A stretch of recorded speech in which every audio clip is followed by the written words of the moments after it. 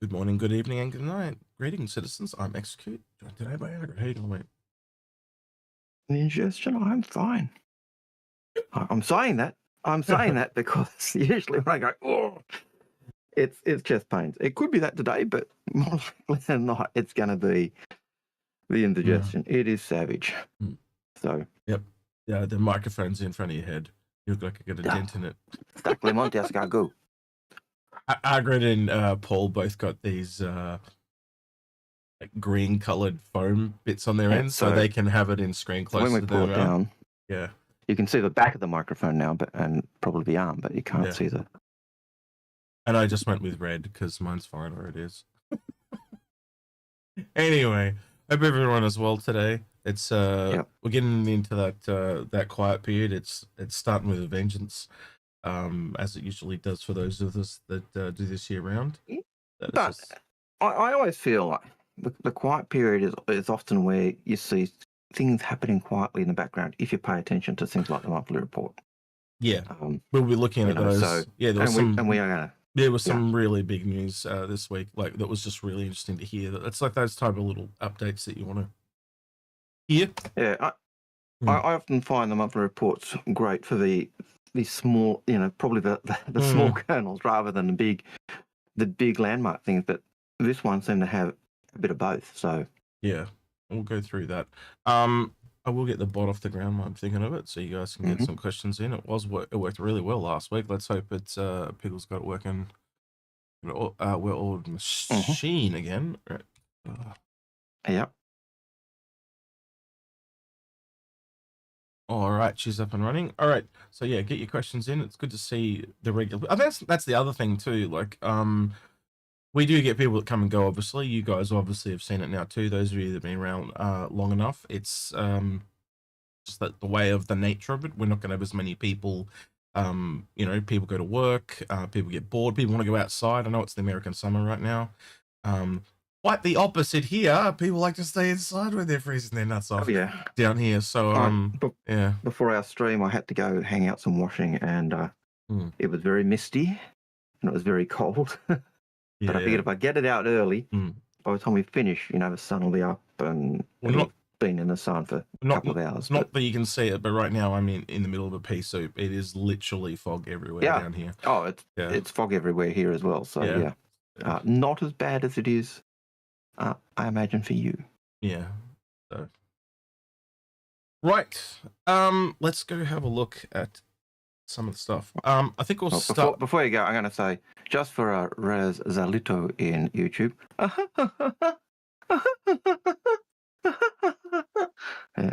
That's that NPC crying continually in the background. What the fuck was that? Right. Okay. I think we'll start with this. So this was on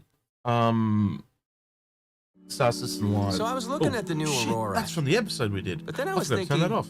Right. Yeah, there's a preview of what's coming this week. Anyway. So we they dropped a Star System Live, and towards the end they shared this image, and this is their concept of the reworked inventory system. It's cleaner. I gotta say, I don't mind it. Oh, look, not only was it cleaner, but it's also more versatile. Yeah. It was. As Disco had said when he was starting, help, because the inventory system at the moment does suck. It is an absolute nightmare. Yeah. So this seems a lot easier to understand, a lot better laid out, a lot more search functionality.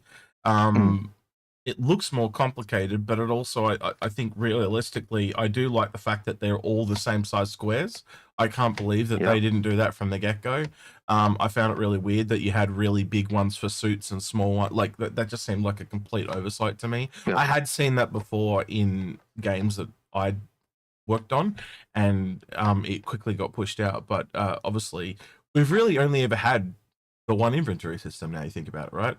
And it usually, in most cases when I see games, and this is in the real world too, is usually see 3 generations. So one that's like the prototype, 2 that kind of goes to the middle point or where it is, and then the fine one that just fixes all those little niggly things, and you get to the last alliteration.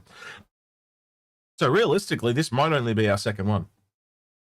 Yeah, and the third one could be just little fixes. Yeah, one of the things I did like about this is that crate in the back that you could see. You could actually interact with the contents of that crate and just swap things around. Yeah. If the corpse there, you can actually do the same instead of just doing the loot system. Yeah, which allows you to do it allows you to do the advanced loot system and the look at loot system. So yeah, it was it seemed like a really, really intuitive, great system. Like, I know there are times I'm sitting there with junk and I'm thinking, oh, I wish I could put this in this box, but I can't, because just the way you've got to swap things around, it just becomes cumbersome. This looked...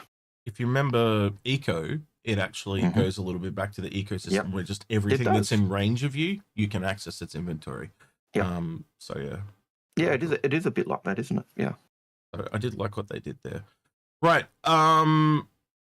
Yeah, and that was on this video, by the way, so I just had that up in case people want to see what that was. That literally came out, as you can see, yesterday. Then we had a roadmap roundup.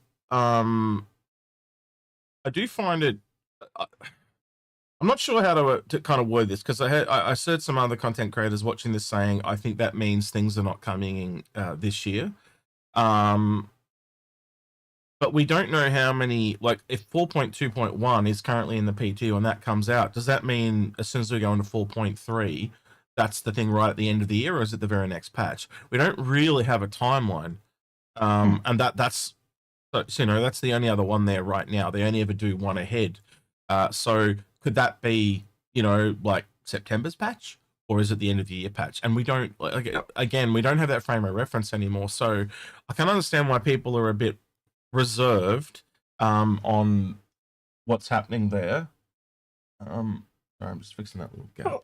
Yeah. If they're still trying to do, quarterly patches or at the main, main points. I know they're not really going for that. How many patches we had so far, Algared? If you could think back over the year. This year? Well, we just had 2, because they had a small patch for. Main patch. Main patches. How many main patches do you reckon we've had? Probably one main one. I'd have to count. I think it's been like every month almost. We've had. There's been a patch every month. So we've had the main one or not. Like Orbital Assault. We've had the Valakar one. I think we've had at least 4, right, or 4 or 5, right? The point I'm trying to get at is they said that there'd be 10 patches. So the point is, that's not the end of the year. There's like at least another 5, like towards the end of the year. So I don't. So what I'm hearing about this whole sky is falling thing, I don't kind of believe it, because people saying that they think that this roadmap means that we're not getting certain things by the end of the year. I don't think there's enough evidence either way of that. Now, I'd see 4.2 as the patch, and then all the little ones are kind of fillers to actually pad out and flesh out that patch. Yeah. So, but yeah, we've had lots of those small patches. We've even just had the festival update, which is in a sense a patch, because I had to patch the game. But this one, like, if this is the next patch, then we're actually moving ahead to another main block, and I don't think it's a bad thing. It's always a good thing, and they're listing the things that they're planning to have in that so far. Now, is that the things that I know are going to make it, or is it the things that they are hoping to make? And will that grow or will it shrink? Well, they've basically, if you read through the monthly report as well, it basically kind of talks about those. Do you remember the areas in ArcCorp where you could kind of like the instance zones and stuff? They basically can't come into the game until we have dynamic server meshing. But also they're also saying dynamic server meshing is not as far away as we think. So we'll just have to, because server meshing took such a long time. People were just like, all right, now we're gonna wait another, that whole time again. So yeah, I do just want to say hello to Rome Pompey, first time chatter on Twitch. Nice to see you. I try to call out first time chatters as much as we can. Yeah, so because I don't think there's anything really too impressive in their 4.3 really, besides the cooperative zones. Read everything else. underband and grounded facilities, and then the rest are just items like weapons and armor and stuff. There's nothing really that's going to, rock the boat there. That's just it. It's just these two. Yep. So I don't see those as too big of a items. So I'd hope that. Well, I'll put it to chat as well. I don't think this will be the last we see for the year. So I don't see that either. And again, people like to complain. Yeah. If people can't have anything to complain about, they Yep.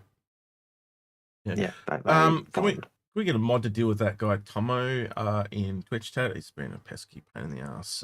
Just rid of him, please. He's been a pain in the butt. No, just kidding. Just kidding. He's asking for attention. Right. Yeah, don't forget to get your questions in too. We've only got one question so far, so if you want this thing to end, don't put any questions in. Right. So the monthly report. I'm just going to cut to the stuff that we're interested in, which is the ship stuff. The stuff you're interested in. Yeah. I will say that this image is the Perseus. I did go over this with a few people, Grim and Triss and stuff like that.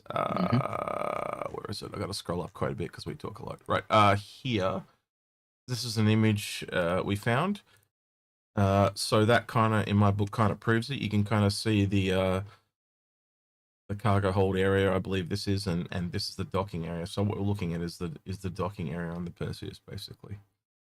So yeah. Right. This one here, I think, is probably the armory. I was hoping it's on the Apollo, but I think it's also on the Perseus. But I don't have confirmation either way there yet. Yeah. So you went through this yourself, Algared. There's quite in that couple of paragraphs there's quite a bunch of juicy things. Do you just want me to read it, or do you just want to kind of talk about it as we kind of go through? Well, yeah, we can talk about that, and then we can go back to that one and talk about the little thing I like as well. Someone said that that's the Paladin? Oh, let me think about that for a second.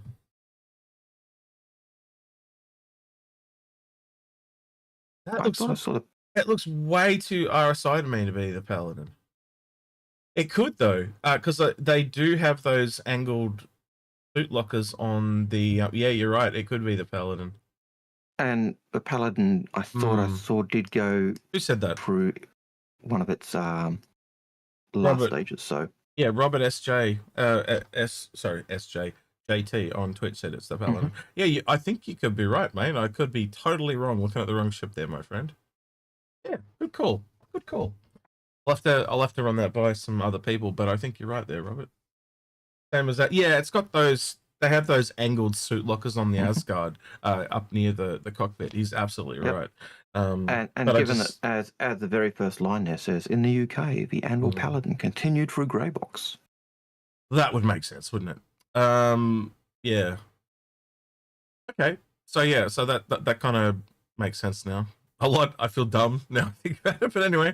Right. As special as they also say, additional artists are being moved onto it. So not only is it going through Greybox, but they've actually, as artists have finished their tasks, that seems to be the focus to get out at the moment. So. Well, yeah, it makes me think that they're trying to get that out by the end of the year type of thing. So that's kind of good.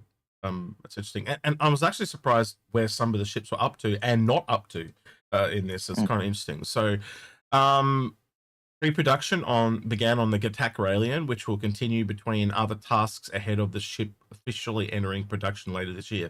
So that's essentially been on and off again. Because we were like, if you think about it, it was meant to enter production with the Apollo. And that's okay. The Apollo is further along. So it shows you how far behind that thing's been dropped. And it doesn't change what Ben and John said about the 18-month window of development time. They start it for a month and then you stop it for 3 months. Well, that's not 4 months. That's still 1 month of development time it's had. But yeah. Yeah. All right. So some of the team moved on to the Drake Ironclad, as in moved on to the Ironclad, with areas receiving about a layout operations to improve traversal alongside refinements to the modular Drake kit. Now, I found that really interesting that that essentially looks like it's been paused for 6 months. Because I honestly was expecting an Invictus based on what we'd been told, right, about the whole 18 months thing. But that's the one thing I'm learning from that information is it's just enough to hang yourself every time. Because if they pause things at all, that's blown out. So I'd actually honestly expect, and I talked to Grim, and we're on the same page. We'll probably see that at Invictus next year now. It's possible. Um, Like I don't actually say they paused the web. I just said some of the team have moved on to it. And they're doing reiterations. Now, are they talking Drake modular bits that they're going, that they use on all ships, like building up their library or stuff? And I think they're talking about refining the Drake asset library.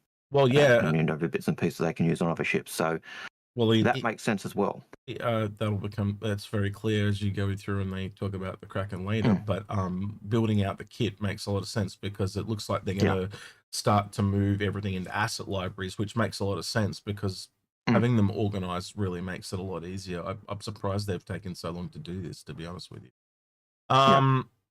Anyway, so you can. This is a kind of a anonymous bit here, but it's like work progressed on 5 unannounced vehicles.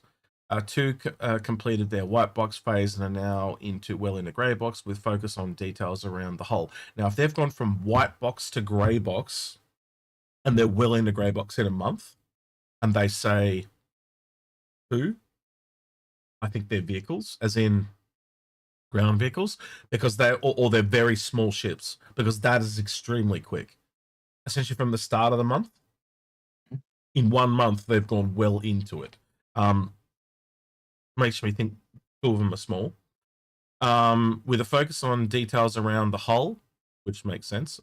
But with the way they also say hull now, I think that they might be ships. But you get my point, right? Another is the final stages with production and is receiving finishing touches and bug fixes. Now, I think that's the Meteor, which will be out hopefully next week. Which also came out of that video here as well. After they talk about that, they basically mention that there's a new ship coming, but we all know what it is. It's right. And Disco got very happy because he's been waiting for it. Certainly, that was on their video, the Star Citizen Live. Yeah, look, I got a feeling that one of those ships they're talking about in that 5 is the Meteor. And they certainly talk about, variants that have gone through. And I certainly think that variant is probably the Meteor. Well, if you kind of think about it, if you add things in like the Perseus and stuff, like the ones that we know about, essentially those 5 ships, that's basically everything towards the end of the year. 1 ship per month. You add a couple of ships that we know. So this one was interesting. Another vehicle from a predominant manufacturer entered production and is currently approaching a white box review. Now, predominant, you'd have to think that means one of the old school ones, don't you? Like, like Aegis or Robert Space Industries or something like that. So it'd be really interesting to know who that is. Because for example, would you say Consolidated Outland is predominant? No. Yes, they're not. They're a new kid on the block in terms of shipbuilding. Yes. Same like Drake. We consider Drake prominent, but they're only in game lore. They're only 90, 100 years old. Well, that's not predominant. That's I'm just reading what Robert SJ said in Twitch. He said, "Heavy Fighter's got a buff just in time for the Meteor's release." Yeah, pretty well. He didn't say Meteor, but he said in time for its release. But he's implying the Meteor, and I agree with him. Yeah, well, it's a Heavy Fighter, so if you give your Heavy Fighter the buff, then it gets one as well. So yeah. Just a reminder, we got 2 questions. We're doing this to build up questions. There are 2 questions, so please get some more questions in. This is going to be a very short stream. Maybe we're going to have to start playing the game again, and then people can get really mad at us, and we just ignore their questions. Well, because I'll keep dropping out because I'll stop to talk to people and well, we can always play the game again. Maybe we should do that when they're quiet. The questions just get too quiet. A new vehicle also entered pre-production, which the team states may have been the record for the fastest vehicle through the production pipeline. That tells me that thing is small. Like it's really small. Well, is that new variant? My thought is that new variant the ICTY? Or No, some the Meteor. Like it's only a variant of a ship. You look at the Meteor, it didn't look like it had changed too much from the actual ship itself. It just had potentially a couple of weapons. Yeah, potentially bolted on. Yeah. So it potentially could be that. But either way, yeah, another variant that's been gone through, and they're pretty happy with it. Yeah, so here's another big juicy one in North America. So I assume we're talking about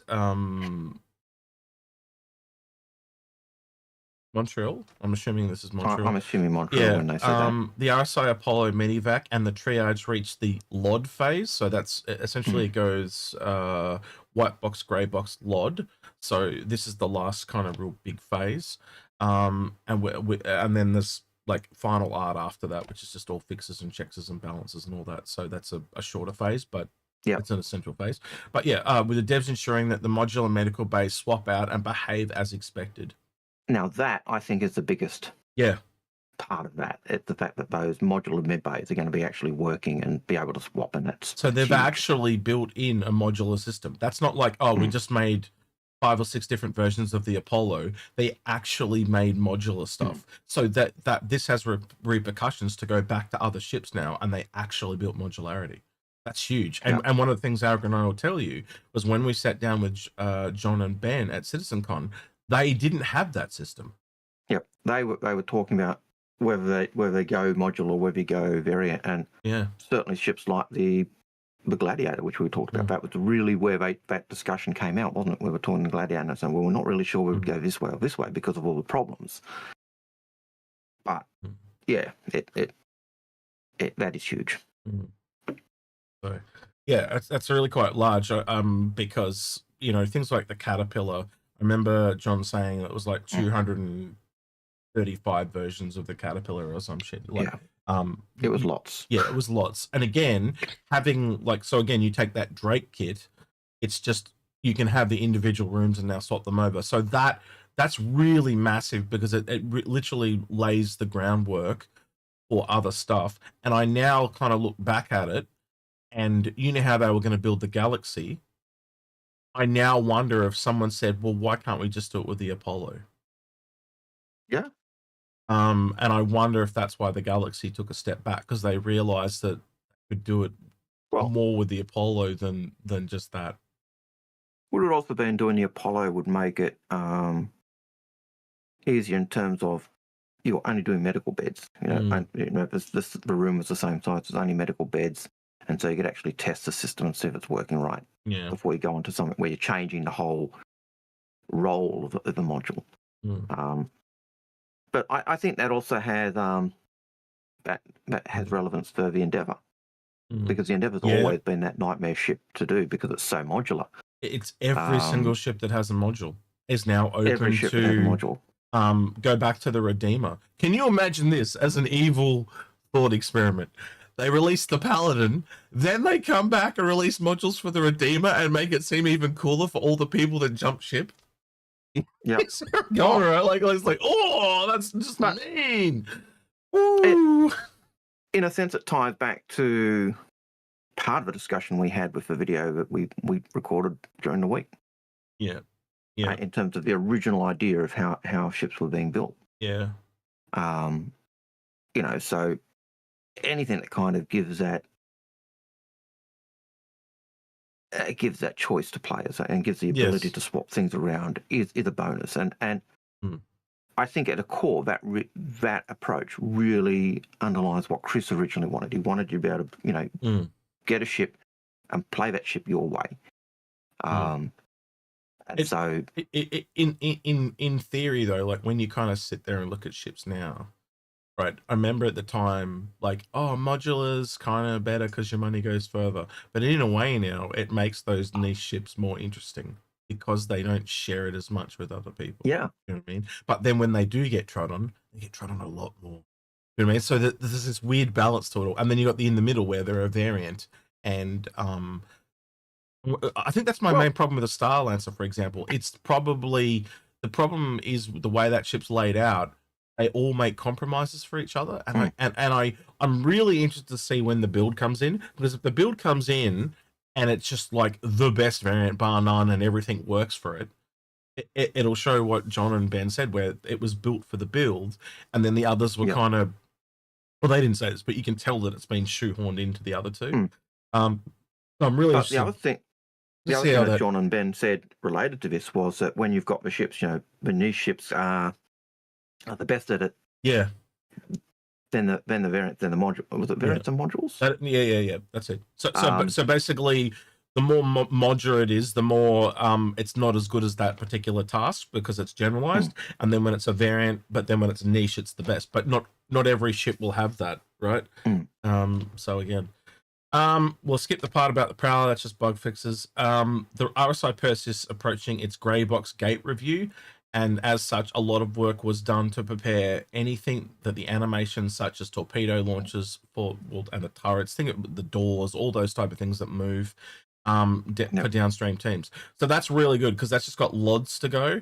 And that's again, it's not the longest process compared to the one, but that's again why you've got that image of like that looks almost like a finished Perseus, so to speak. It's like that stage there seems to be the last step before you move into the LOD step. So you've got the Apollo in LOD stage, you've got the Perseus, the step behind it. You know, so you can actually see almost from map. Well, that's what I meant. The Apollo then the Perseus. If you kind of essentially take those two, plus the other 5, there's a ship a month all the way to the end of the year. Yep. So it's kind of interesting to see how that's going to play out. But I think we can safely say that that's probably more than likely going to make it for AIE. We're sitting in July, and it'll be August, September, October, November. So it's 5 months away, essentially. But yeah, I think that's in a very safe place for AIE based on that. Right. Lastly, actually, I just realized we'll do this last one, then we'll come back to it. But I think we can work out what a couple of those 5 ships are. And it's a total guess, but I think we can. Right. Lastly, for ships, the Drake Kraken entered pre-production, with the team identifying areas from the original concept needed further attention to bring the modern standards. Full production will begin later this year. So the Raelian and the Kraken going into production is really interesting. And I know as well as you do from when we sat down with John and Ben, they talked about things like adding there's heaps of extra space in the ship, and they'll probably add a med bay and stuff like that. So and really positive. If I'm being realistic, I think the Drake Ironclad, because it is the second biggest Drake ship, there's a lot of shared ideas between the Ironclad and the Kraken. I think that probably answers questions of why the Ironclad may have been held back from what we were originally thinking it could be. And I think it ties in with that idea of working up that modular Drake kit. You know, it's looking at what's going to work for both, and then how can we leverage that and you know, make less work but have it look awesome. But yeah. So if I sit here and think, correct me if I'm wrong, right? Just your gut feel, because there's no evidence on the show. One of those 5 is probably an Intrepid variant, maybe 2. Possible, yeah. Or maybe it's not. That's why I put that out there. So that's just something I wanted to think about. I think one of them is definitely Consolidated Outland. I think that's an absolute given with the Pioneer going into production. I think you like going all the way from the Nomad to that seems insane to me. Knowing what we know, I think that they almost needed to build 2 of them. I would not be surprised. We might not see I don't know which size we'll see, but I think we'll definitely see at least one Consolidated Outland ship in that bunch. And I think it's probably the one from the I could probably open it actually. Give me 2 seconds. This one, I think it's probably this one. Open with just once. Yeah. So I think it's probably most likely this one. Which would be the medium that would probably get around CitizenCon. But also based on where the Apollo is, maybe we get the Apollo instead, because the Apollo is medium-ish. And then this could be delayed until, let's say, the end of the year. Mm. We'll have to wait and see. But I think that makes a lot of sense with what they're doing with the Pioneer this year. They would use that to build out ships at every size as they go along. And would you agree with me that we essentially need a medium and a large to get to the capital? No, it would make sense. Look, I said it the other day. You know, I think we need a medium salvage ship. Yep. Because the small salvage ship is just too small to do stuff. It's great as a starter, but the second you start doing, wanting to salvage the equipment, you salvage an Eclipse, you can't salvage the torpedoes in the Vulture. Well, this you have to being move up a level. well, this being medium too, it'll probably. I don't know how they're going to do it, right? Maybe due to time, it just gets the base variant, and then they come back and do modules. Yeah. But every medium ship at the moment is variant based. Freelancer, Cutlass, blah blah blah. You go through them all, right? So I don't know, like due to speed, maybe they just did the base variant, and then they'll come back and do variants like maybe the next year or something like that. I don't know. I don't know what the plan is there, but also I think you'll probably get the medium this year, and then the large will be like the year after or something like that, like maybe Invictus or something like that. But I think that would have to be part of the plan. I don't think we've seen a jump like that. Well, yeah, and in terms of the vehicles, you've said an Intrepid, you've said a Consolidated Outland curtain ship. I think the Mantis is one of those three as well, but not the Mantis, but the one of the five. The Mantis variant. Yep. Is one of the five. Agreed. 2 vehicles. Are you thinking land vehicles, or are you thinking very small ships? Not sure.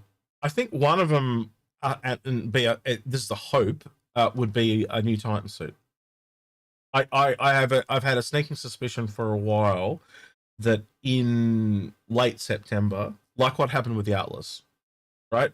We see seasonal things, right? It seems to be a thing where they've got into, so like how we see a starter ship every AIE. Right, so I would expect there to be an Intrepid variant around AIE, if it's not a whole new ship entirely, and they've just decided that they don't want any variants at all for the Intrepid, right? Which could be a thing. Never seen it before in a starter ship, but hey, it could be a thing. And then, because they can use that starter ship's variants as onboarding tasks when a new person comes along, so they can just leave it there and go, right, new person, here you go, got to do an onboarding task. But I would expect there to be a new Titan suit every year, and where the last Titan suit came out, the Atlas, was in September. And then look what we got. Over the course of the year, we've got essentially 3 variants of it: the ICTY, the Geo, and the Atlas itself. And we also know from the image that there's more than likely a salvage variant of it as well, unless that changed, because that was in 2020 when that image came out. And it's a significant possibility, but but if you look at, yes, we know that salvage gameplay will change when they, it feels like it's a bit of a stopgap, very similar to mining. But if they do stick with the way they're doing things at the moment, you've got a mining suit. Why not a salvage suit? And we don't have a heavy hand tool for mining, for mining, but we really have a heavy hand tool for salvage. So that seems to say to me that we're actually further along in terms of salvage. I'm going to take a new variant. A new variant also entered production, which the team states may have the record for the fastest vehicle through the production pipeline. Yeah, I know you said Meteor, and it does say variant though, so I'm going to actually retract what I was going to say. I was going to say, like, what if that's a Titan suit, because it's really small, but yeah, again, it's a variant, so that kind of rules that out. They did find in the files about 4 or 5 months ago now an Aegis Hermes. And Hermes is a messenger of the gods, so like Atlas or Zeus, which we know are the 2 Titan suit names we have at the moment. And Hermes, if you think about it, if he's the messenger and he's running around, he'd be a really quick type of scout suit. And I think that makes a lot of sense. So like a light scout from Aegis being military makes a lot of sense to me. If that is the one that we end up seeing maybe it comes when it comes, but I think that makes a lot of sense. We did a whole episode on it, and and it makes sense to me to roll out suits in that kind of manner, like one a year, and then it's not that elaborate. But think of how sales work. It makes a lot of sense, because if I buy the Atlas 1 year, a year later I could also buy the the Hermes or whatever. You get my point. Where if I just jump them all 20 months apart, no, it doesn't have the same impact. Yeah. So yeah, I don't know. We'll have to wait and see on that one. But this is probably the most exciting bit of news that we've gotten like the last 3 months. I think some of the stuff in here is the stuff that people really look forward to. Just knowing that their ship is coming, or our ship is coming. But what probably 4 or 5 big ships in there that we've been waiting a really, really, really long time for. There's certainly like big ships in there that we've got information on. We've got the Rail, the Ironclad, the Kraken. Yep. So the Perseus. So they're 4 ships that people do want, that we know of, that we're getting information on, and they're moving ahead. That's huge. Especially bigger ones. A lot more bigger ships in the pipeline. Well, the fact that we've got the Rail and the Kraken both moving into production this year. So... Would you also agree, much like what I said about Consolidated Outland, they're probably working on another Boolean ship in the background too? Yeah, I think that makes a lot of sense. And I think I wouldn't be surprised if we do get another Consolidated Outland ship, because we've only really got the 2 or 3. There's 3. There's 2 that have made, and there's the Pioneer. And there's the Pioneer, and the Pioneer's big, and it needs more assets to build out the library. So having another a medium ship or another ship in there to flesh it out would really help in that production, I imagine. It's mainly the internals. So if you think about it, the only real internals we have is the Beta and the Nomad. That's not a lot to work from. They're basically both single room type ships. The Nomad's got a few corridors, but you get my point.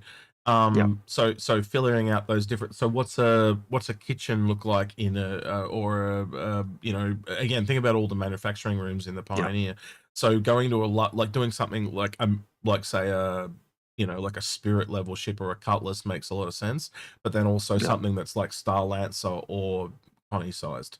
So I think that maybe it's the bigger one that's going to take longer, obviously. So I think next year we'll probably see a Consolidated Outland one, but they're only talking about the 5 that we're going to see this year. I think there are a lot more ships in that pipeline, but they're only talking about the 5 that we're going to see. Yeah. Now, if I remember rightly, when the Mustang came out, you had Silas Corona basically boasting how he took the clamp that RSI used for the Aurora and put it onto his ship. And so, is that going to be a process going forward where he just takes bits and pieces from other companies if he wants them? Because cool, a bit like a Banu. I'm taking the best bits that I like and just there's a little bit of credit there, because like the Nomad's got the hover stuff. Yep. He borrowed a bit of the tech from the Zion. So maybe that is the thing. So he's got the cargo clamps from RSI that he uses on the Mustang, and he's got the hover tech from the Xi'an that he uses in. So maybe he is a bit like a Banu. That could be really interesting. Yeah, that really could be interesting. If every one of their chips has some kind of stolen thing on them, that'd be kind of interesting. But the last thing I want to kind of ask you is, knowing now that they can pause things and take their time, how long do you reckon till we see the Drake Kraken? Because I'm just going to say it outright. I don't think it'll be at least until 2027. Least. I don't. Well, it depends on how quick they decide they want it out. Well, straight off the bat, it says production at the end of the year. So that puts it into 2027 anyway in my book, because 18 months would be halfway. Not the end of the year. Later in the year. Yeah, but you get my point, right? You add 18 months, it goes right through 2026, and it lands in 2027 anyway. Yep. Look, even if I go full production, even if you go 18 months, you are, from this point, you're still looking at the beginning of 2027. So that's it. So I wouldn't expect to see it before then. If it does, it means they've pulled a miracle out of their butt, or it had already had some production, but it's only entering pre-production. So that tells you. Why do you reckon they're working on the Kraken now, Algared? If you had to put the pieces together in your head, because I think it's really obvious. But I just want to see if you're on the same wavelength. Well, there's sort of things I could think of. One is Squadron 42. It's an asset for the next episode. Yeah, that's exactly what I thought it was. Yeah. And the other thing I could see of, just in terms of the verse, is we've got the Idris, but we need ships to really go against the Idris to balance it out. And I think that's why the Perseus. I think that's why the Kraken. Yep. Absolutely. I vaguely recall when the Kraken came out, but I don't know whether it was CIG saying they started from the hull of the Idris and then kind of stretched and played around with, or whether Drake took an old hull of an Idris and kind of stretched, and modified it and built it out. I can't remember whether it was a dev thing in the way they built the ship, or whether it's a lore thing in terms of how Drake built the ship. But they certainly started from the Idris from memory. Yeah. I think the other part of it is you've also got to think, but by then the Javelin would more than likely be in the game as well. And I wouldn't be surprised if we don't have a concept for something else by then too. Like we're talking almost 2 years away type of thing. Given that the Javelin was coming after Squadron, same as the Idris originally coming after Squadron, but given that Squadron is slated for 2026, I wouldn't be surprised to see a Kraken come out sometime. After that, would you be surprised if, say, in 2027 in Invictus we got the Javelin, and then it's say at IAE we got the Kraken? I wouldn't be surprised at all. Yeah, that makes a lot of sense to me, and that's just a guess. But the other thing we might find is they could even push the Kraken further, down to Citizen Con in 2027, and do the Squadron 42 version of the Idris at Invictus, because we know that the current Idris is not up to speed and it's still got problems. So, yeah, lots of juicy bits to toy around with. But I don't think that was all in the monthly report that was of interest. Like if you go up to the one above it, the animation. Just before you go on, Wolf Blitzer says in chat, Hermes, could it be a data ship? Absolutely, it could be. Yeah. Messenger of the gods. Again, and go both ways. So yeah, go ahead, I agree. Yeah. So, but I do like Hermes being a data ship, as well as the idea of it being a fast scout type, messenger type thing. So anything with that type of information. There's room for a medium data ship. We've got the God, man, the ship is eluding me. The Drake ship.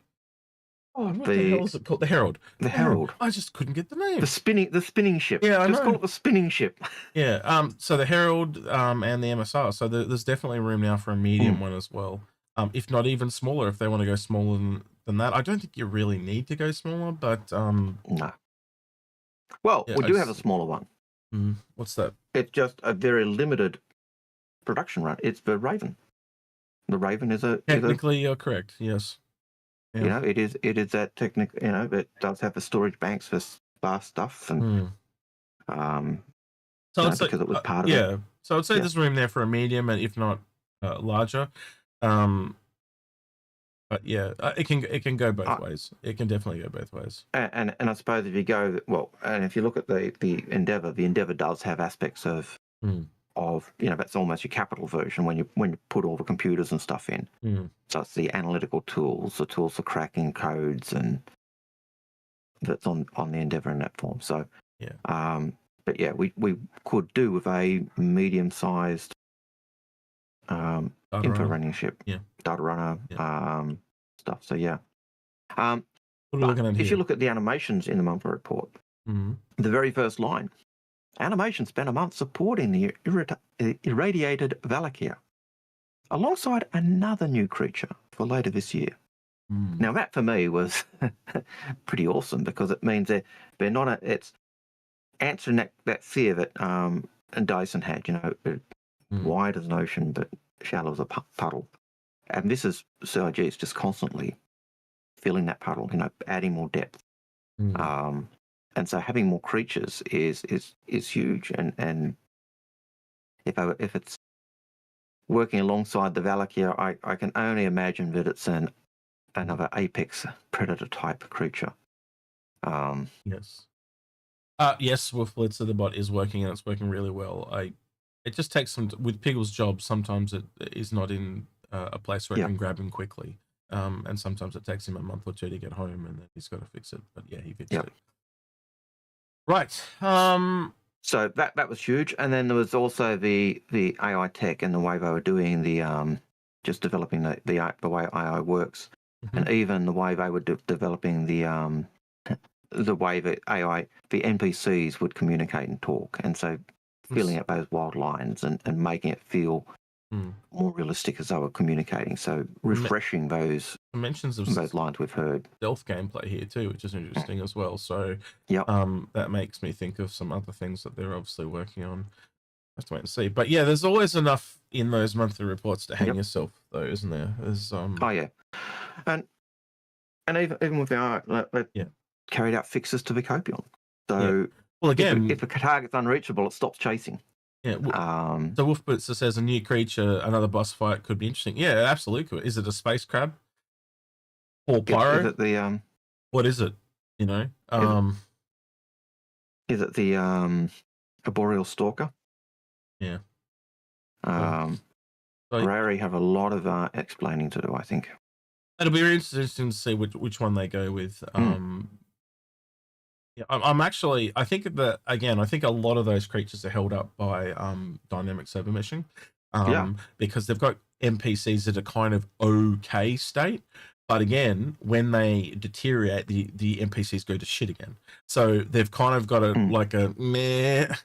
Once dynamic comes in, and it's a lot more fluid. Let's say that fluid. Yeah, I think it'll be interesting to see what happens there. So yeah, I think it's like, as you and I said years ago, it's really just that they're waiting for that dynamic to come in, and we'll get a lot more shit coming.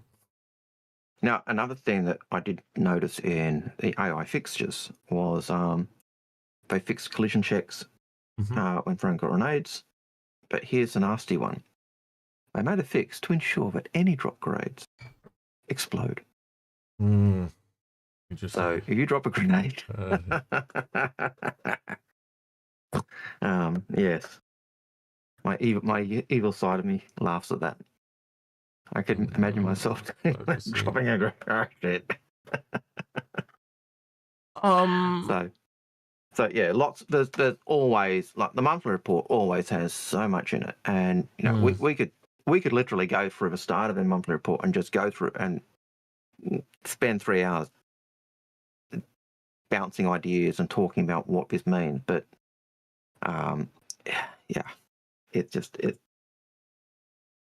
if you want to know what CIG is up to and where things are going and what the state of the game is, apart from playing it, they're all read the monthly report. Absolutely. It really points a direction on what they're working on and gameplay and stuff like that. And I think they are, while there are teams working on getting dynamic done, I think the plan from the start of this year, from that big talk in January, I forget the guy's name, the French dude, Benoit, is essentially, let's get everything up to a really stable state. Let's not add new shit. Let's just kind of get it solid. And if you kind of sit here and look like it's only been a couple of months, but it is definitely, even in the PTU, like the PTU and Evocati patches are even more stable than I've seen them before.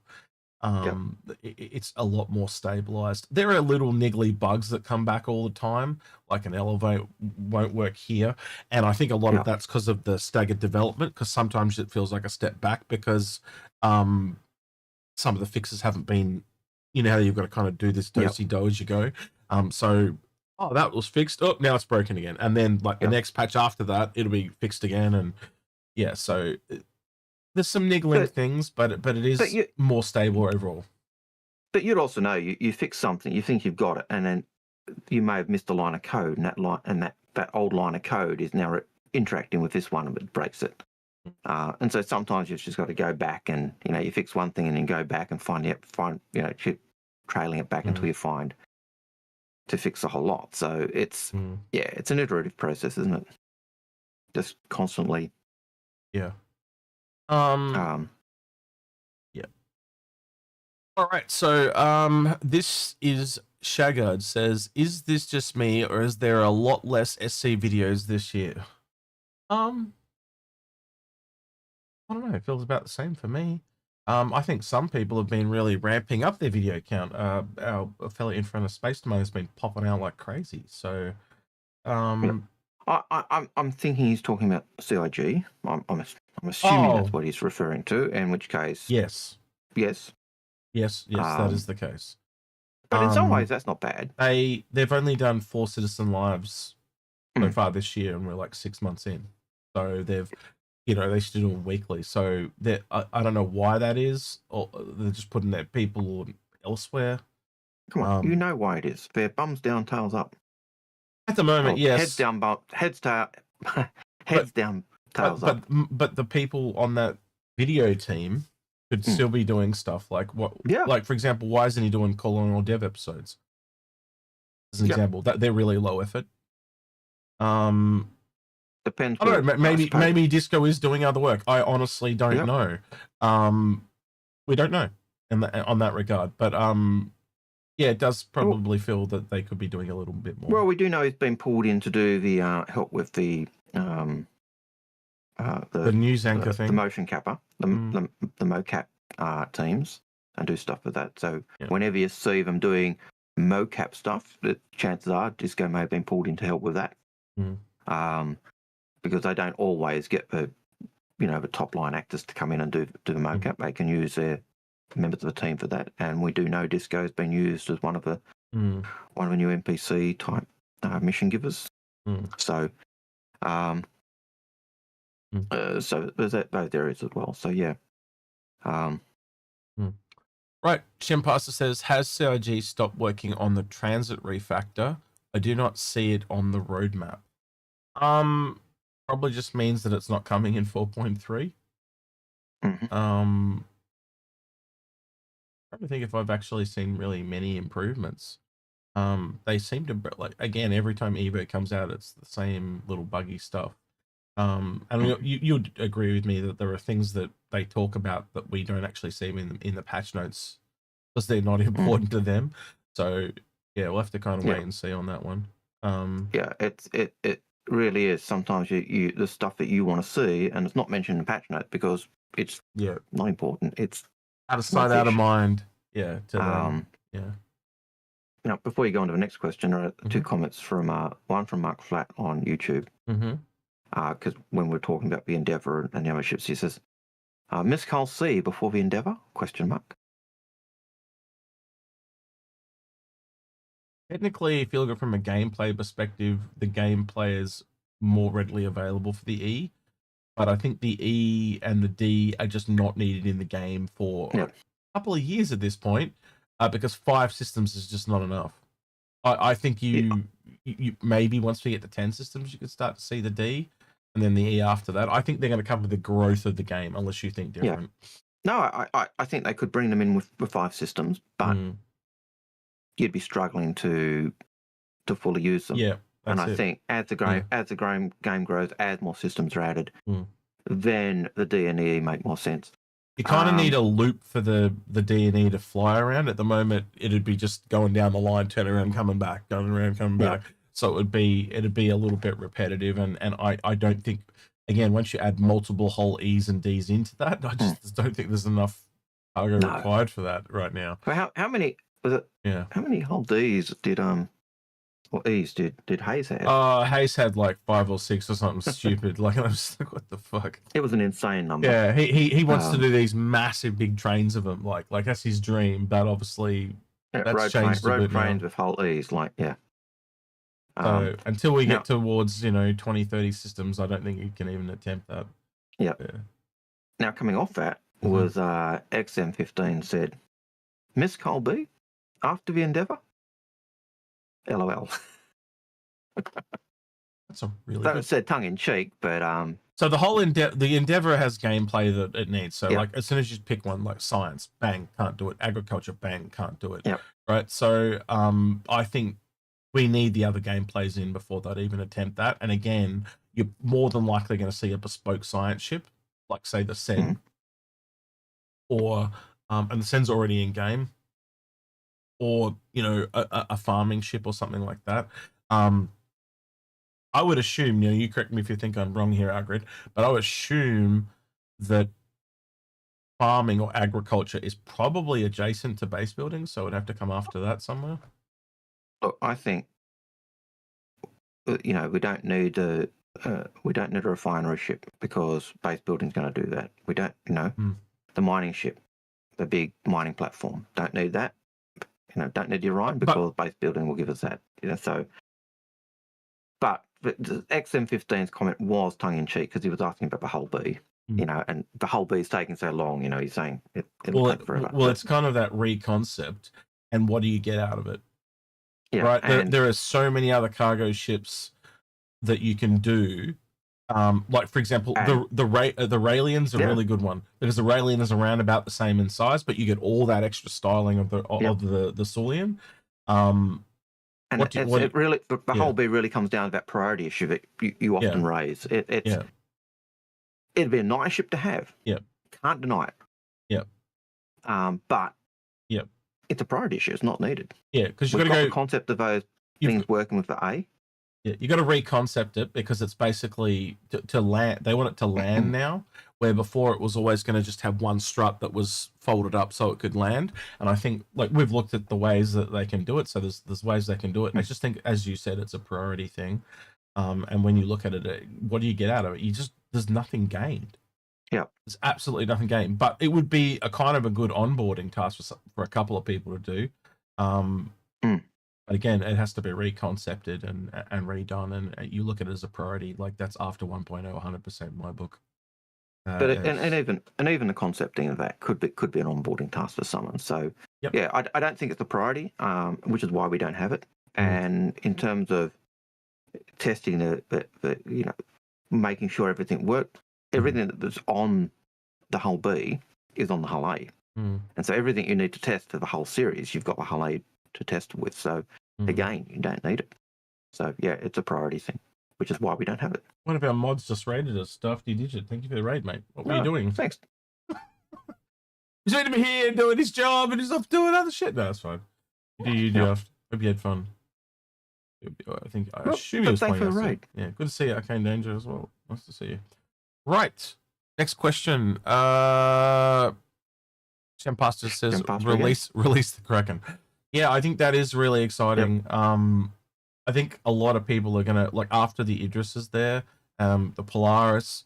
I think people are excited more. Well, I don't know. You tell me, Algared. You and I were always excited for larger ships. But I think when I got on a Polaris and saw how other people were acting when we were all going around for the first time, I think that actually sold other people on what big ships could be. Oh, look, the gameplay that the big ships offer for groups is huge. Like, and having used my Idris to do some salvage, yes, I took it salvage. It's wait, you took the Idris with the Vulture? Is that what you did? No. I did Gilly's missions and the PDC's soft def all the ships. Oh, and then you salvage all the weapons and the arrows. Oh, right. I actually pulled the arrows into the hangar. Right. And then took them back to my home base. So yes. Crazy. So the things you can do. Yeah, I think also it's gonna just having all the little ships that can, like, land on it as well. It's going to promote a lot more org play there, because you can just, like, essentially have I guess you can do it in Idris now, but it's not quite the same. But like having them on the Kraken, then you can kind of fly out on the Kraken and like make a whole event of it. I guess there are probably orgs that do that right now with the Idris, but again, it's just not as many ships. Like, how many can you put inside it? Not that many. And the tube and the line nature of it just don't work with. You know, you kind of want to release them all in one go type of thing. So, yeah. But I am keen, and this is one thing I would like to do, is to get possibly 1 or 2 vultures on the Idris with a group of people and go salvaging and literally fill the Idris up with salvage. You should tee that up. Get a bunch So of people together that's- from Well, the Discord. I'm putting it out to people. That's what I'm looking for. So put in your red shirt submissions now to Algared's Crazy Idris salvage sale. Yeah, I can. Yeah. That's right. Red shirt. Do you want to die? Yeah. Come on down for the slaughtering. Engineering teams, science teams. Let's see. I'm not sure what salvage would be. Yep, It probably would be engineering. It's called probably would be red shirts. It's called corpse harvesting. That's what that's known as. Yeah, recycled. Well, interestingly, when I was doing Gilly's missions, because I did use the big railgun on one of the ships, the corpse of one of his little crew were floating around. Yep. So I pulled that into the ship as well. And they have radiation armor. Yes, some of it. Yes. So yeah, they're worth doing, some of them, especially the new ace pilots. They give you stuff as well. Yeah. So you kill his ace pilots and take their gear and yeah. So. Right. Shimpasta also asks, do you feel CIG is going in the right direction with gameplay features and missions? I'll let you take that one. Well, I think it's certainly, in terms of gameplay, it certainly keeps things interesting. It's definitely kept at a... We're not getting the lulls that we got. Yeah. And if you already look at what's coming next month, it's probably one of the biggest events they've ever done. Right in what would be the pothole of lull. Like look, yeah. Yeah, and having seen that next event, man, I'm looking forward to it. Yeah. I'm really looking forward to it. It really does have a nice feel. I hope it's not just a month event. I hope it's one that they keep going, because it's just same here. It really does have that feel of being something that is finally non-combat. I haven't actually seen where it is, but people have been telling me it's only temporary, but I haven't seen evidence either way, so I'll have to go look for it, but I haven't. I'm only going what I've heard as well, but I really hope it's not just a once and done type mission. I hope it's one that keeps going in the background. That's how I'd do it. And as we said when we talked about it last week, I'd want it to expand. Every ship in the game should have one of those skins. It just instantly promotes people to play over and over and over. And that's the only downside of the event. If you don't have one of those ships, it sucks, because you just can't get a skin. The other thing that was really interesting and was we originally looked at the Crusader ships, the Crusader skins, and thought, so. But the Crusader skins on the Crusader ships, that's different. Really popped. Yeah. And I've actually not so good on the RSI Aurora, but on the Crusader ships, it looked good. Well, I did a poll on X, would have been a week or so ago, and I said, what do you prefer, Art or Hurston? And then people go, what about marketing? And I just don't give a shit. But I'm going to be honest, I've probably fallen out of favour with the Art Corp ones. I think it's really Hurston and Crusader that I'll be going after now, because I do have a few of the Crusader ships. But yeah, Hurston foremost. And I'm not the only Inforunner. It's a 3-2 tie at the moment. Me, you, and Space all like Hurston, and I think Paul will say he doesn't like Hurston, but he really loves Hurston. He hates that the skins look so good. Paul claims that he hates Hurston, right? Yeah. He claims that he's against the man. He loves Hurston. Face it, come on. We'll see. That's why it's a barkeep for old man Hurston. We'll see how that pans out. But I really hope they're not limited. Yeah, I really do as well. Yeah, that gives a lot of progression for people to do. Take your time. Go around and earn all those skins. Will take you a couple of months. It's a silly oversight if that's taken off. Personally, it's already been done. CIG's got a lot more to gain by leaving it there than removing it. So and as you said, you just expand it, just increase the number of skins as you go on. If you want to. Well, again, if they added another 9 ships every couple of months until it's done, you see where I'm going, right? Like you can, new ship comes out, boom, it's also got all its Hurston skins and Microtech and blah blah blah. You get my point, right? So you could just, as ships come out, you could literally say, here, it's also got all these skins that you can earn. That is going to be so huge for new Intrepid variant or a new starter ship, bam, I've instantly got something that I can do and work my that makes me want to buy a ship. Well, it also, the fact that you've got your starting locations, like in Stanton. So you start in Hurston, you can develop your, hey, I'm a Hurstonite. I can build out do the missions at the Hurston and get those skins and get the armor. I know I've decided I like Arcorp. I can go there and I can put their colors on my ships or and make my ship different. And so all of that type of stuff is good. So we'll take it around again. How do we expand that? You instantly go, let's look at Pyro with headhunters, frontier fighters, and all that. There it goes again. You know what I mean? Like you do the same thing in Pyro, and then you do the same thing in Terra, and the same thing in absolutely. You pick any system, and it doesn't just have to be the main planets too. Like we know that, like they put it on the. Oh, that was the other thing that I wanted to go through was the referral awards. I totally forgot about that. No, I was going to raise it up. That's an insult. Was asking the question: have we gone through the referral inflation yet? Yeah, that was that actually I did have it up, but but that's okay. We don't have to rush to do that. We've still got 2 hours before we finish, and we've now got a swag of questions in. So how was the referral awards? Link. Hang on, I'm doing this. I should probably be doing it on this. Hang on. Nope. Where the hell are the referral awards? I did. Maybe I sent it to you as a link. I sent it to you as a link. Probably did send it to me as a link, but usually you find referrals in your hanger type stuff in your account, and then go down and look at the referrals. So what? That's what it used to be. Account dashboard or my learn about account dashboard. It said referral program. Learn about a referral program. Yeah, that'll do. Yeah, here it is. I think overall it's better, but I think some people are going to see some steps back.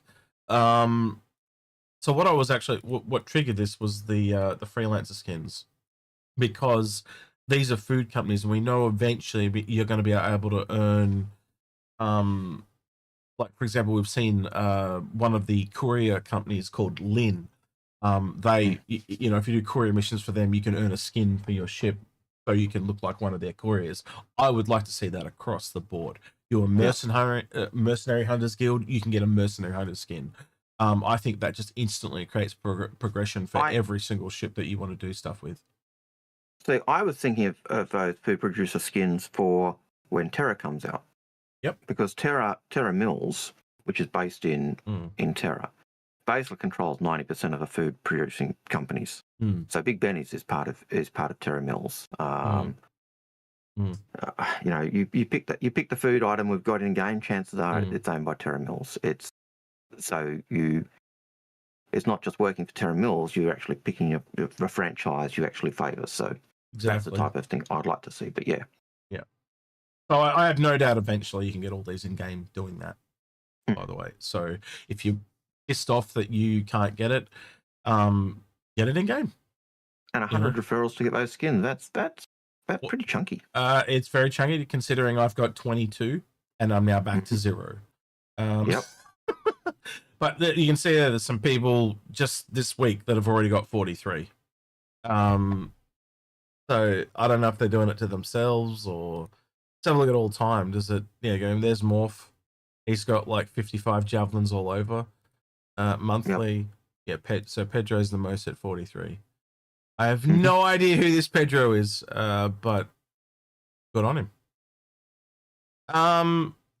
Yeah, so there's definitely some people that have taken on it. One thing I do want to talk about, maybe we start at the top and work our way down. Idris M. Yeah. It's cool. There's now a way to get an Idris M. Other than buying that ridiculously huge game package. And this is the one thing I want. I don't know how I'm going to get 500 recruits, but I need to get 500 recruits now, Algared. I don't need DM. I just want this. Look, I'm glad they've done that. That kind of, in a sense, devalues the grey markets, absorbed an insane price for the Vandal. I like that the 1042 is now the Idris M rather than Millennium High Club. Yep. I always thought that was a Kick in the guts. mistake because it was said during a lunchtime stream by Ben. Oh, if you get this many, we'll give you a million more hack club. And I just thought people held CIG. Oh, you've got to give us it because you said so. It was a lunchtime blasted stream with a throwaway comment, you morons. You know what? And yes, I'm talking to the community when I call you that. Yes. Grow a brain, for crying out loud. And again, no, look, at the end of the day, all this stuff is meant to be a win game, so it really doesn't matter. Yeah. But I do like the fact that it is fleshed out, and they are going to add more. And if the Idris M is 1042, I expect the javelins to going to be further up down, probably 2000 and something. I like the fact that they're making them hard to get, but also, as you said, available. Well, I have a theory, right? And feel free to shoot me down. This is just total pie in the sky bullshit. I got nothing to lock onto this at all other than my brain. This is probably totally bullshit, so take everything I'm about to say with a grain of salt. Yep. But I have a sneaking suspicion this is the large Consolidated Outland ship. It could be. I don't know what it is. I don't know what it does. But again, like think of what they did with the Starfarer. Oh, Starlancer. I think it'll be similar to that. I think they'll kind of release the medium and then announce the large, kind of like how they released the Zeus, and then they talked about the Starlancer coming. Only 5 months to wait. Yeah. In 5 months, we find out what it is. But that makes a lot of sense to me. To sell it that way, because then you can do it as a concept, which is kind of what they did with the Starlancer. So yeah, I don't know. What are your thoughts on that? And it makes sense to be Consolidated Outland because they're going towards the Pioneer, right? It does make sense to be that. But it's interesting. It's going to be a new vehicle, something we haven't seen yet. So I'll put that to you in chat. Does it make sense to you guys that if it's an unannounced vehicle, that it's probably Consolidated Outland this year, considering what they're doing in the Pioneer? So, if not, what do you think? Well, and give me some kind of reasoning. Don't just go, it's this. Give me some kind of reasoning. But you can see my reasoning. They're working on stuff for the Pioneer. The reason why I said the large over the medium is we already have the Freelancer Max before that at 100 points. So you'd want to go bigger. Yeah. And I would imagine that this unannounced vehicle is one of the 5. Yes. But again, it could be concept. It could, man, I can't even guess what the function could be. It could be a base build, but that doesn't make a lot of sense too, considering we've got the build, and the build is the same size as what I'm essentially talking about. So I'm assuming that it's, hell knows what it is. It's got to be something generalist though, or a combat. You know what I mean? Because look at the other ones that are on there. They're combat or generalist, like cargo. So, or they tend to be things that people want. So, how many people have wanted a Vandal? How many people have wanted an Idris M? But it's nice to see a way to get the Idris M. Something that we want that's a large ship, a drone ship. A drone ship. That's the only thing I can think of. Look, I could see a ground builder, a builder ship. It's something they want. Yes, they've got to do drones for building. Yep. A drone attack ship would make a lot of sense. A lot of sense. But you look at the number of, if you're looking at the recruits have to have bought a game pack. 200 game packs is a lot of income that comes into the game. Yep. So, yes, it could be a popular ship, like the what we expect the build to be. I'm just kind of thinking gameplay things they've got to get on this line online for things to work. So we need drones. I'm just thinking in terms of, okay, yes, the ship is worth this much.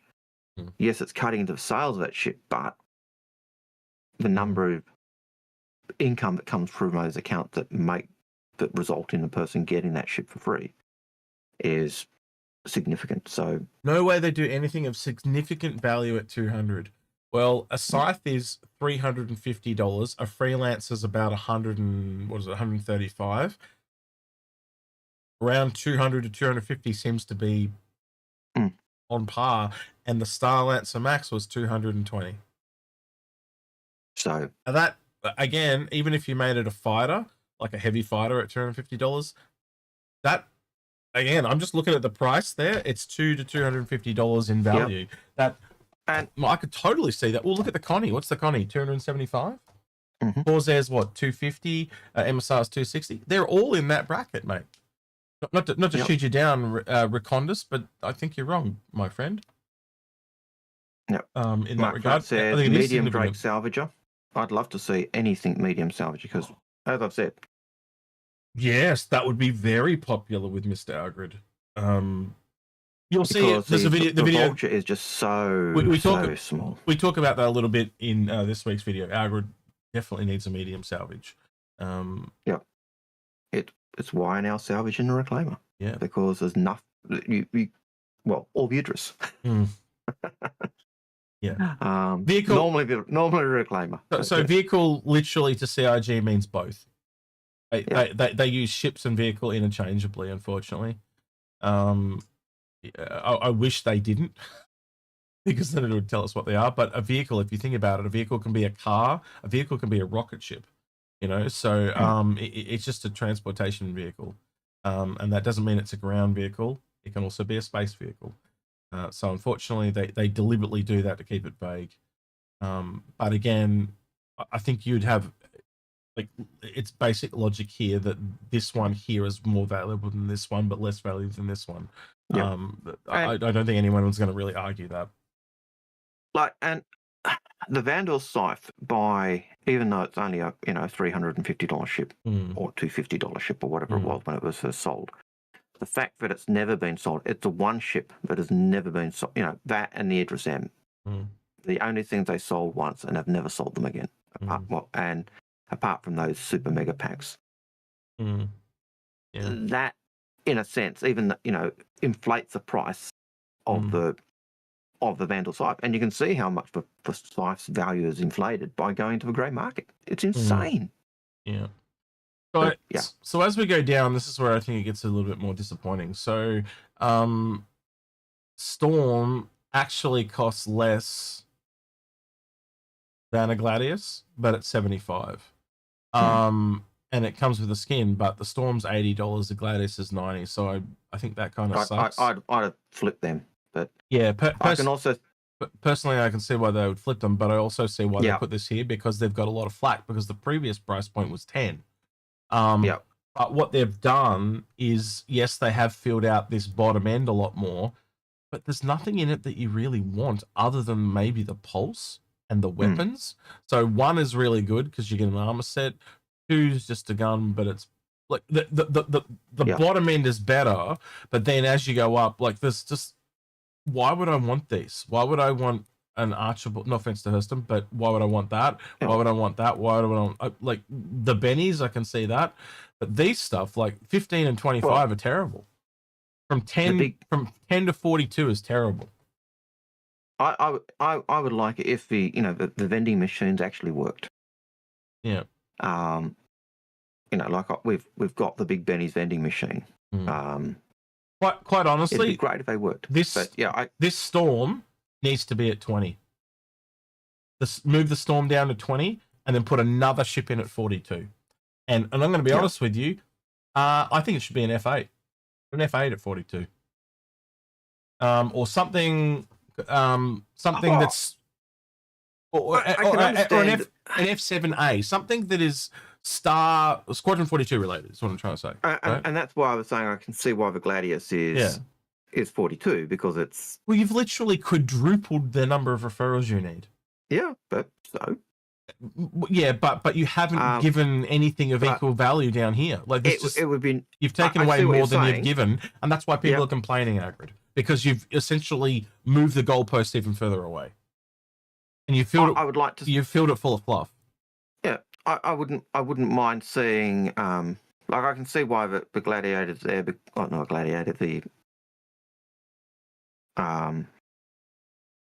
Gladius is there, because it's the iconic fighter of Squadron 42. It's the one that we're flying. Yep. So it makes sense. Do I agree that there's a lot of fluff down the bottom that would be nice to see swapped out? Yeah. Put in things like, it's not about being put an Argo in there. Yeah, but it's not about being swapped out. It's just that there's some massive gaps. Like, again, you get to 10 and it's only every 5. But the thing is, if you think about the money that you're like, this used to be at 10. Yeah. So it's the perceived devaluing of the thing. So again, if you move this back to 10 and just put extra things in, I think that's totally fine. I think you should have left it how it was and just added more things, essentially, right? This raptor, this is another thing. Like, this is like you're going on memes at this point. We don't even know what the raptor. We don't even know what it does. Is it literally just a glorified grey cat that you drive around? Because then that's just a joke. I would have, unless that's an absolute salvage type street cleaner, what makes you profit, that should be down at 10. There's no way a little raptor street cleaner is worth more than a Gladius, and that's the type of decision making that drives me nuts in terms of CIG. You can actually put in the gameplay, and there's like some kind of power wash thing where you're like, as you drive around, it leaves like it actually cleans the streets. That'd be cool, awesome. Yeah, I can get behind that. But if it's literally just a slow driving PTV, what's the point? What's the point? And let's get much better. You'd agree with me. That's probably what it's going to be when it's first implemented. Look, like I said, that doesn't make sense as being 50. Yeah. How is that vehicle worth more than a Gladius? Yeah. Because worth more than any ship. Yeah. Like I'm going to be honest with you. These things are functional. These are things that you're going to use. Yep. These things, I'm sorry, but they're a slap in the face. They're just a rare item. Like, this is, they've got no functionality whatsoever other than decorating your hangar. And I'm sorry, but if you think the monetary value of 25, that's $40 times 25 minimum that's been raised towards the game, and you're giving them a Vandal statue, that's insulting. That's really insulting. And the other thing you got to realize is these are digital items. They cost CIG nothing to duplicate. So giving someone a Gladius, I'm sorry, you should have given person Gladius at 10, and then there should be a couple more ships. You should be encouraging better items on this, not devaluing it. Because again, yes, you've shortened it to 1,000, but by the same token, you've made it better for regular people, but you've also made it worse for people like Morph. He's got no encouragement to bring more people into the game at all, because the Javelin was on there. Now the Javelin's gone. You took it off. You actually made it worse. You made it worse for the top end of the town, and you've made it worse for the bottom of the town. So no matter which way you look at this, it's just worse for everyone. Generalistically speaking, you've made it meatier in the middle, but all you've done is move things in. So it's worse for the top end of the town and worse for the bottom end of the town. But yeah. The Wally's Globe, but the vending machine, if it actually gives you big bennies, great. But again, most of them are just statues that and you know as well as I do, when was the last time you and I actually really kind of looked at statue stuff? That was all the way back in the hot hangar module. We're talking over a decade ago. They haven't been relevant in that amount of time. It hasn't been worth pulling out the stuff and decorating the hangar module, because it takes too long, and then module it's going to take. It takes too long, and by the time you finish, there's a patch and it's wiped and it's back in your hangar. There's not even again. You can't even put in display cabinets to put the shit in properly. They just gotta sit on the floor. Like, again, this is all. It's just fluff. I don't know who came up with this. Like, someone said, go make a whole bunch of items to put in the thing. Great, right? But again, that's probably the first 10. And I'm going to be honest, they should be in addition to something else. But like things like the Pulse and that, they're really good because people can actually use them when in the game. This needs to be other small things like where's the, again, look at the scale of it, right? You've essentially got gear and guns. Good. We've now got a vehicle that we can use. Good, right? But where's a starter ship? Where's the Avenger? Where's the Cutter? Where's something useful in here? Then you get into you don't get your fighter into 42. That fighter needs to be back here at 10. And then, man, these ships are licensed to print money. Just chuck a few more ships in there. And, man, I'm gonna be honest with you, Algared. We're gonna do an episode. We're gonna redo this. We're gonna do what we would have done for the referral system. I'd have still left I've got to say, I'd have still left the Gladius at 42, but I'd have put other ships. Then we'll do two. You can do yours and I'll do mine. We'll do two. But yeah, it's. So I think you've got to start with the old one and just add stuff to it, basically. And again, I think the Gladius should have stayed at 10 because that's what the old one was, because it seems like a perceived devaluing. Put another ship at 42. Well, even if you look at one of the early ones in the old one, in the Gladius and Guns, which was the gold statue of the Gladius, but it gave you a pair of badges. The sign of its time. It gave you. It's a sign of its time, though. That's all they had back then, right? So it definitely needs an update. But you've essentially taken guns are more useful than statues. But what I'm saying is that Gladius and Guns, even though you got a fluff item, you've got 2 guns that you could use in the game. Yep. Now, the Bulldog repeaters much good? No, because they're so small. But you could have upsized those guns and made them more valuable, and made that a more valuable. Why not make them like the special pyro ones or something like that? But again, the thing about a gun is they work on multiple ships. Yep. Here you have two size guns. Here you have 2 size 3s. Here you have 2 size 4s. Here you have 2 size 5s. You get where I'm going, right? So then all of a sudden you've got these guns that you can just apply to your ships whenever you need to or want to. Yeah. I'd rather get a component, like a military component, than get one of those statues. And I think most people would agree with me on that. If I really wanted to go something that was really special, Cal Mason's fighter.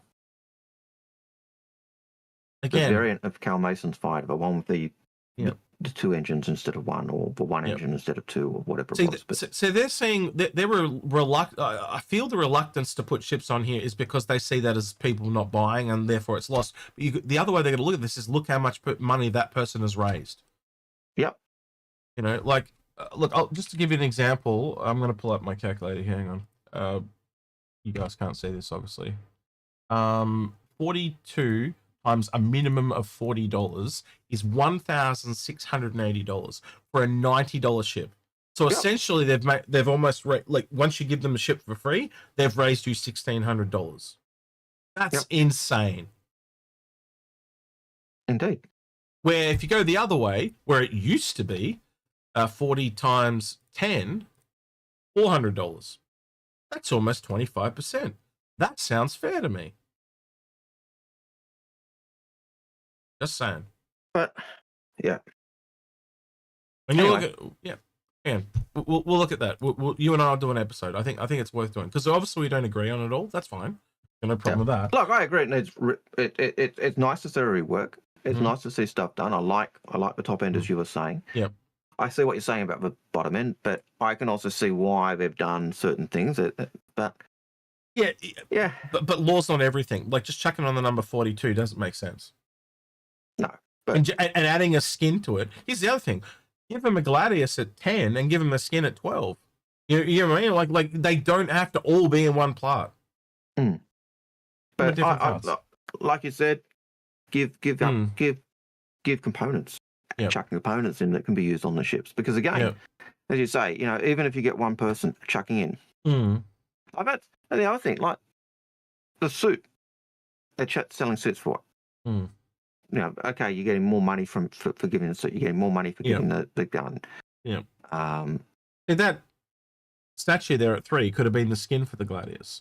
It could be it could be skins for Squadron 42 base ships, not just the ships themselves. Skin at one area, ship at another. You know, stuff like that. What if it was?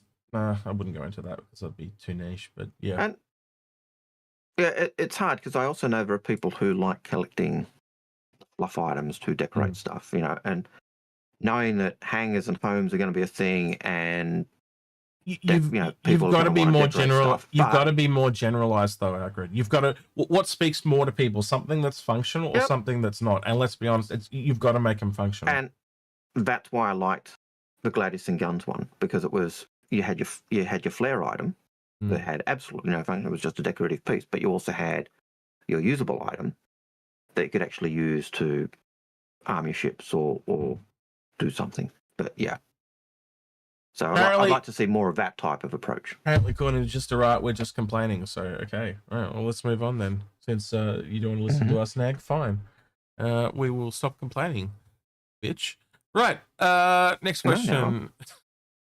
No, he's a little bitch. He knows he's a little bitch. Don't worry, I'll talk to him later. He'll insult me over it later. Right, Radium TEX says the new Intrepid Foundation Festival skin is only available in the Foundation Festival game pack. It is not earnable or purchasable. Thoughts? I did have that up here somewhere. Give me a second. I just When you were talking the festival stuff, yes. Where is it? This one. So let's go back over here. I think that it's just one of those skins to encourage you to purchase. Personally, what the hell happened to this? This is not. This was not here. This is the org. I don't want to go to the org spotlight. I wanted to go to the this one. Yes.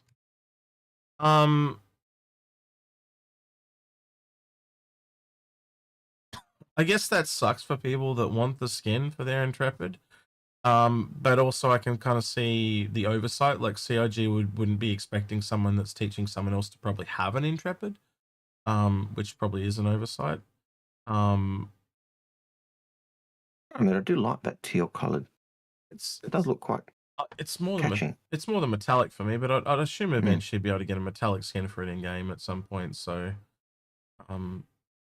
yeah, look, yeah, I can see an annoyance, but you could also just buy a new Intrepid if you want it that much, and yeah, not that I encourage that though, by the way, but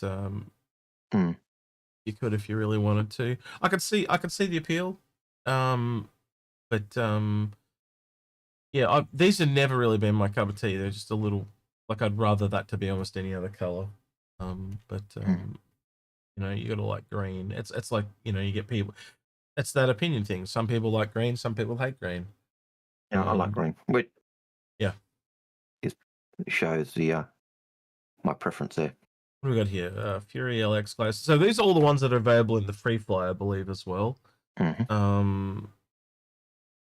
Nothing too outlandish there. I'd agree with almost all these choices. Colorless red's a little weird. I would have gone Pisces CR, personally, but Wool Fury LX no less. That's dealing with new people. A ship that does not have jump drive. That is a really bad idea. That's the worst idea. That one there. Anything else I can get behind? Algared, well. I think you'd agree with the Fury LX, they're being the worst? Certainly not selling the LX, but if it's the free fly ships, if it's then that gives you a taste of everything. It gives you a taste of the snub ships, the vehicles, and all the rest. Yeah. But, and if they're doing the free fly first and then they're buying the ship, well. So I saw on Reddit someone posting, what have I done wrong? And it literally was an Aurora pack. And they'd upgrade it to an MTC. Yes. You need a pop-up that literally says you will not be able to fly anywhere or do anything. This is a really bad idea for your new person. This is your only ship. Warning. Do not do this. I literally, if they only own one ship, I would actually have a thing in it that doesn't allow them to do it. That's how bad it is. Yeah, I've got to admit that is pretty. Yeah, so it was pretty funny, and we had to tell him to contact concierge and stuff like that. But I think I think what someone did in the end was they just gave him an upgrade and got him onto another ship, like another, like a cutter on Aurora or something like that. But yeah, you get my point. So yeah, not the Gladius. The dear me, the best starter ship in game. The Avenger. Yeah. The Avenger. Yeah, I did say those. But yeah. So it's kind of telling me this didn't sell very well. This didn't sell very well, and they don't have very many of those in game. Because again, they are all like, this is a more expensive choice where, let's be honest, you just want to get someone into the game. This is not an into the game. This is a couple of steps down the road. So the C8R would have been the better choice. And let's be honest, the C8R sold very well, as did the Pisces, and that's why they're not on this list. But because again, where's the cutter? It's not there. Where's the Aurora? It's not there. Where's the Mustang? It's not there. You notice how it's the ships that they want to sell more of? Yeah. That don't sell very well? yeah. But again, if these are the ships that the new players can fly free, at least they can try all of those ships in the free fly. Yeah. And then hopefully make an informed decision on what they're buying. So Damon says I started with the Cardi Black. Yeah, that's not what I'm talking about. The Cardi Red can't do the generalistic nature what the Cardi Black can. So basically, it pigeonhole for $134. You're pigeonhole into doing medical, and I don't even think they have medical beacons right now. So do the math on as a new person. That's terrible. You can't do missions. You're buying something you can't. Like, at least I buy the Golem. I can go out and mine and just keep mining. You can't do that with the Cutlass Red. It's a dead ship. You know. You know, there's other issues here. Like the Sulian can only take single boxes. It can't take double SCU boxes, so it limits the cargo you can do. MTC doesn't do any cargo. And most of the cargo hauling missions, there's very few that are 1 SCU containers. They're all 4-8 containers. Yep. So if you've got a Sulian, you can't do any of those missions. You're up the creek. Yeah. So the Intrepid and the Vulture are probably the best two there, to be honest with you. Oh, and the Golem. All the others have issues. There's a reason why they don't sell. And quite honestly, like, I can think of very simple ways to fix that. Like, again, let's look at the Sulian as an example. That's probably a real simple one. So right now you have individual box areas. Why don't you make it so that in that it's just like an anti-gravity field, so you can put a double SCU box in there, and all of a sudden that expands its functionality. So you can have it's 3. So you could have 3 size 2 containers rather than 6 size 1 containers. You know, or what if it was like a mass on the back and you could combine a 4 and a 2? You know what I mean? Like, there's just little things that like it looks cool from a design perspective, but it really hampers its functionality. And this looks cool, but there's no reason you would take it over the Avenger, other than how cool it looks. In fact, the Avenger's a better ship than $5 cheaper starting point, because it can do so much more. Yep. Whereas the Aurora's very much in the same category, but the Aurora's got the ability. It can take a 2x1. Yep. It can't. It was just one can't. So and then you've got all the price, and you've got all the weird flight mechanics of this, and it's probably more susceptible to damage because it's got a bigger fingerprint, or what do you call it, cross section. Yep. Yeah. All right. Someone really did not think these through for beginning people. Yeah. Again, and all this will be shown in time. This is just not us blowing shit out our ass. I think you guys agree. If you sat here and look at this as I am a veteran person making recommendations for new people, just put all the starters up. Well, every single starter. Where's the Avenger? Like, that'd be a much better ship to have as an early starter ship. Sell that though. So they know people will buy that. And here's the other thing.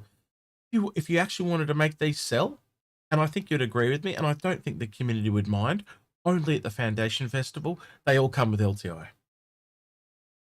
Yep. Because these are generally starter type ships. Most people have got them. And if you haven't got them in an LTI ship, you'd melt what you've got and buy it again with cash, because that's how you got to get the LTI, and you've got upgrade cash.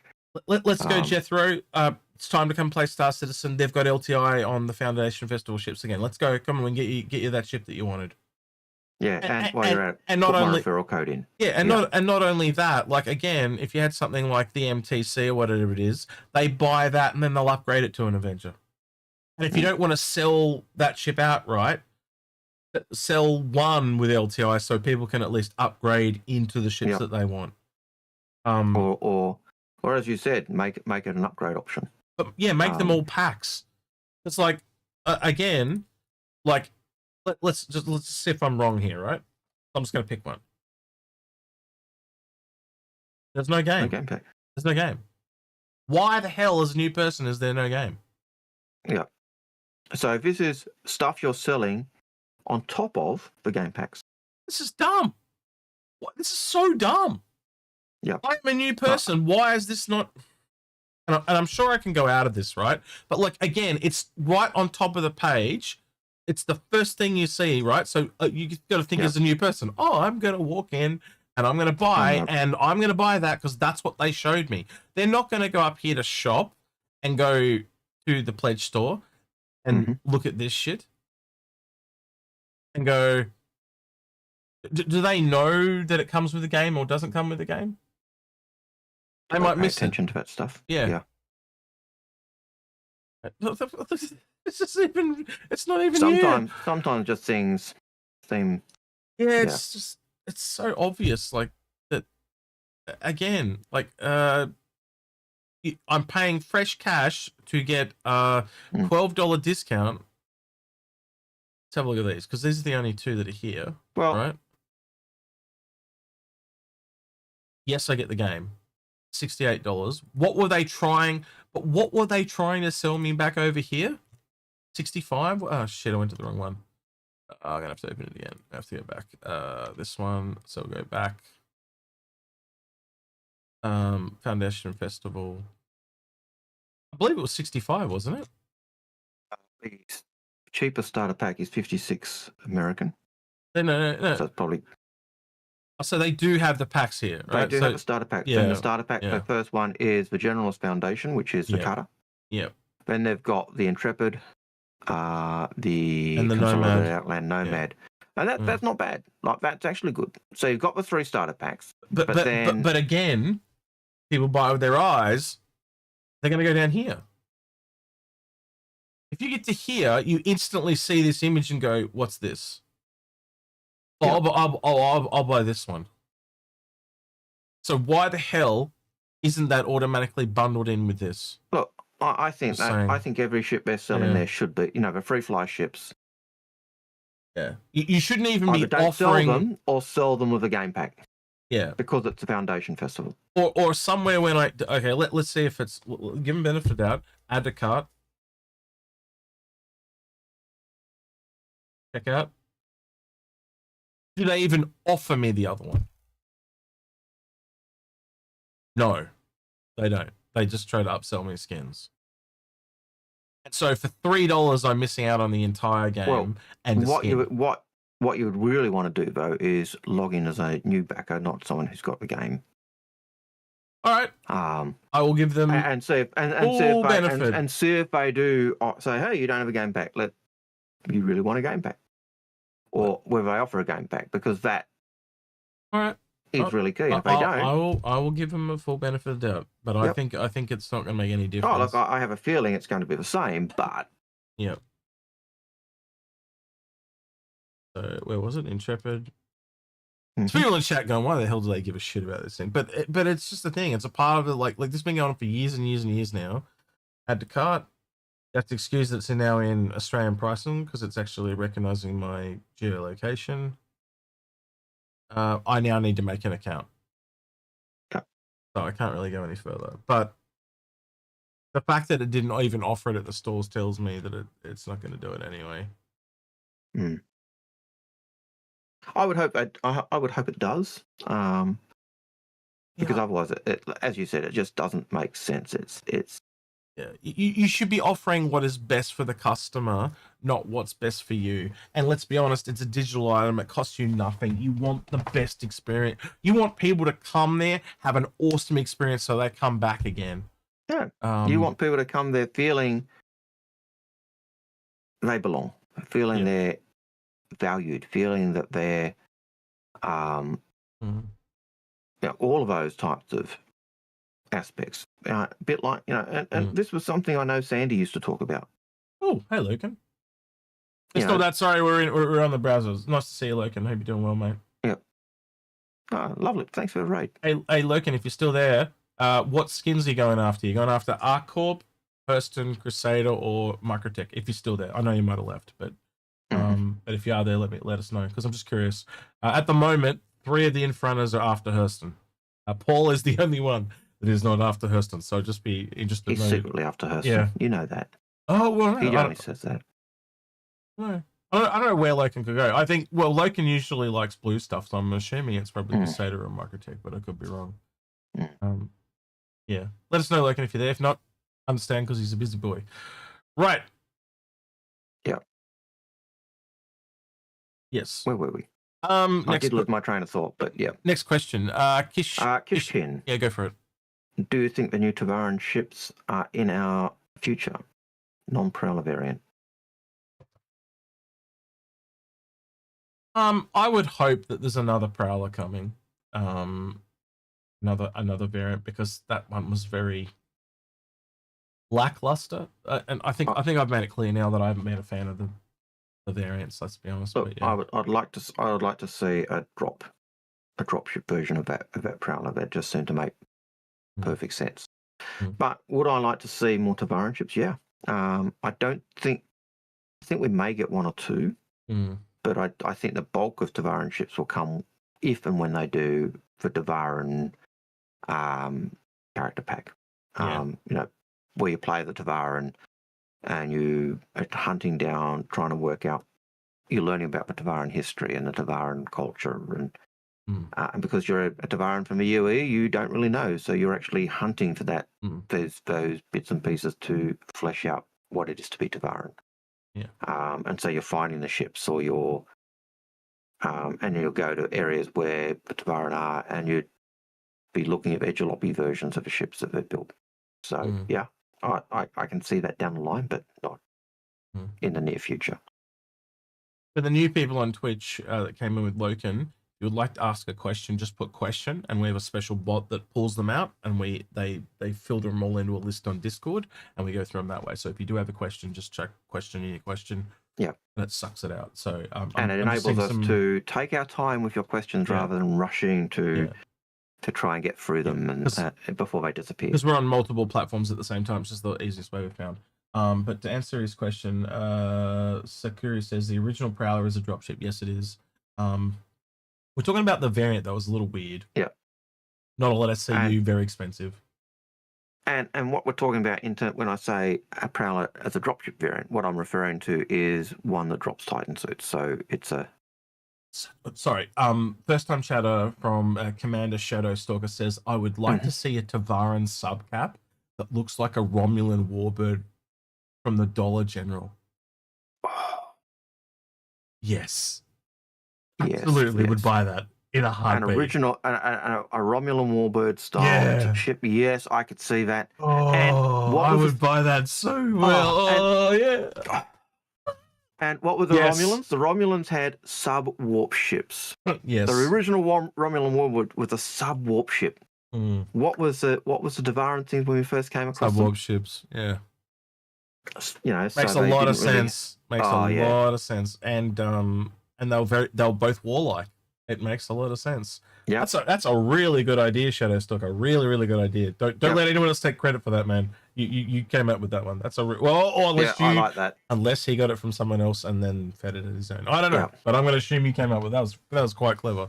I think a lot of people get behind that. Yeah. Oh yeah. Yeah. And I could see that warbird type, you know, the hawk type painting on all their ships. That should be something that I went to the wrong they thing. do. I'm just gonna would you buy Tavaran warbird? And just yes or no. Yes or no. Start poll. I'm gonna do one on Twitch as well. Just to see. Let's test the water. See what people think.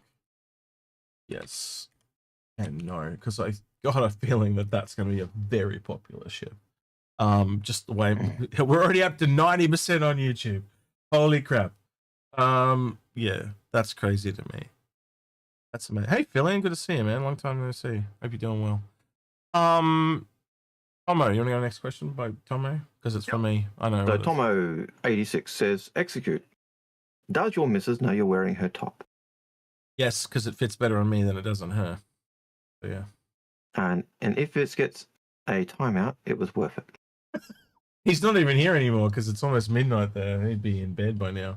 But if he is here, you know you don't get a timeout because I'm quite happy with that. Although execute could be mean.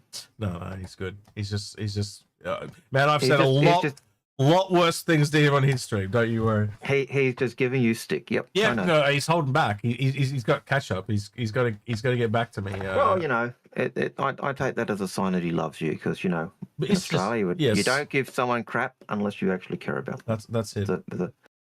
Yeah. There's a weird thing with Australian culture. Yeah. Frikaros has a question. How could they fix the problem that some holes always blow up unattended ships and make always blow up unattended ships and make one stranded? See Lazarus Transport Hub. Yep. Oh, assholes always blowing up unattended ships that make one stranded. Eventually if you're in high security space, ships will turn up and take care of them, but also be able to drop beacons so people can come pick you up, and NPCs will come and pick you up too eventually. It's just up all the horse problem. I've got to admit, I don't blow them up, I salvage them. That's amazing. If your ship's powered down, I find it. Just a really old shirt, that's all it is. Just an old shirt. All right, this is Haggard. Haggard says, they said dynamic server meshing is coming along. Yes. Is it more like 3 years away or 1 year? I would say it's a lot closer than you think. Well, yeah, they've been saying that for a while, didn't they? They basically said it won't be as long between drinks, essentially, between static and dynamic. In fact, Benoit even said at one point he just wished they could go straight to dynamic. Yeah. I know we were talking about Benoit earlier, and I think he needs to be the in-game head of Kruger. Night Spike. So I'd like to see. Yep, that's Spike. Yep. Right. Yep. Next one. So I'd like to see him. I'd like to see Benoit as the in-game version of the Kruger CEO. Shampasta. Oh, got a quick question for you. Oh, side note. That new Kruger fighter. Yeah. Your name for it would be. No, I've heard some really cool ones thrown around, like what would, like, say, a really big Kruger ship be? And the best name I heard was the Pendragon. Pendragon, yeah. And then there was other names, like, so you got Merlin and Archimedes. So things like two of the good ones the two I came up with was Morgana and Lancelot. But like you see the naming convention they're going down, right? They're going down that kind of medieval naming convention, mythical. You know, so could you put another mage in there? You know, you got things like that. So it goes wherever they want it to go, obviously, because obviously they're going to break the convention. They do, like everything. They'll break it eventually. Someone just said Kruger. Cougar. Yeah, good job, Sam. Good job, Sam Pasta. I like that one. But again, you can see there's some really interesting names in there. Yeah, there are some interesting names in there. I'd have to give it some thought. Depend on and I'd have to think about what the ship is and how it's functioning and what role it's got. Well, they tend to be a bit more after people, though. That's the interesting thing. We don't see a lot of, like, the Archimedes, the Merlin. Like, we don't see a lot of people named ships like we do in the real world. So it's kind of it does make Kruger a little bit more interesting. Well, the Merlin was named after the Merlin engine in the Spitfires. So, well, I actually stole this idea from Paul because he was talking about it yesterday on his stream, and I just went, oh, that's actually a cool little topic to talk about. So it's not a naming convention for Kruger it's not something like there's only 2 ships up to this point. So what do you call the next one? So I'm just curious to see what you think because I know you're a big fan. But yeah, I'm a big fan. Well, I'll leave that one with you for a week, and you get back to me. And it's only a light fighter from memory for new ones. So you wouldn't want it to have the best name because you want to save that for their best fighter.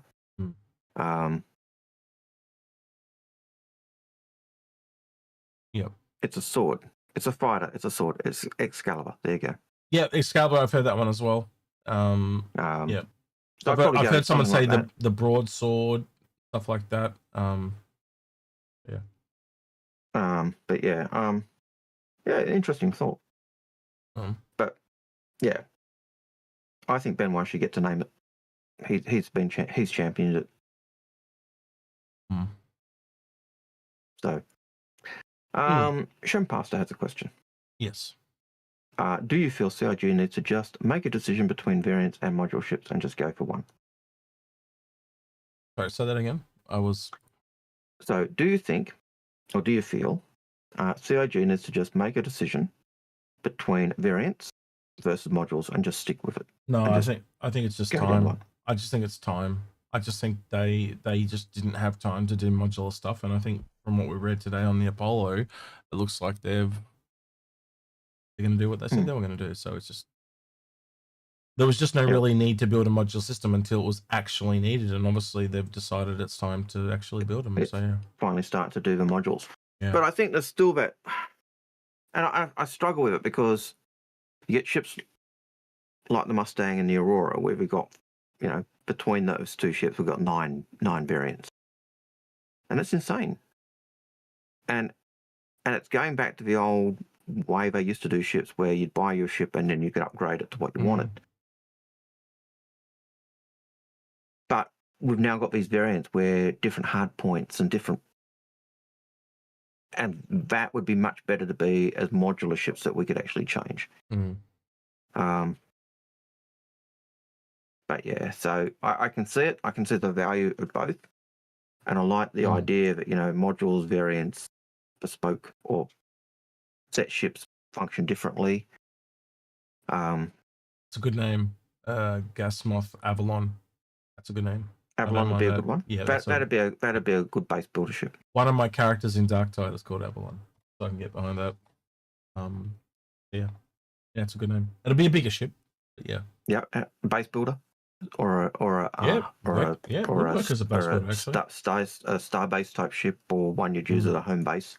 Yeah. Yep. Or a carrier. Palantir. Palantir. That'd be a good spy ship. That'd be a good spy ship. That's leaning into your Tolkien. Yeah. So you can see the names. Yeah, a lot of Tolkien stuff would work actually. I think about it. Yeah. Anyway. Yeah, well, we've got it gone. Now, I've tried twice unsuccessfully to give away this Asgard.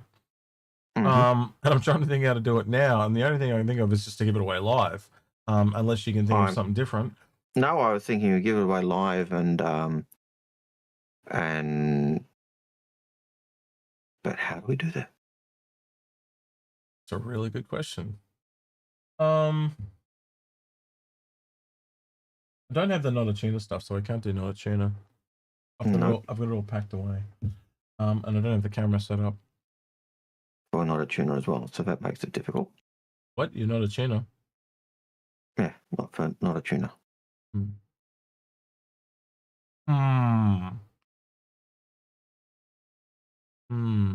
Yeah, Harry was a great fighter. You want to know how we can give away an Asgard? To both chats. It'll be both chats. Yeah, both chats. Has to be available to both chats. Oh, Spike was going to bed. He's still here. He lied to me. Who? Spike, he said he was going to bed. He's not going to bed.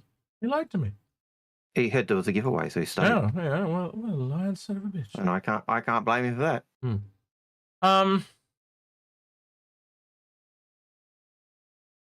I'm just trying to think how I can do this. Because anything I'm going to do is going to favor one chat or the other. So I'm just trying to think how I can do it for both. I know there isn't any way that I can do it fairly. No, the fairest way for both is to.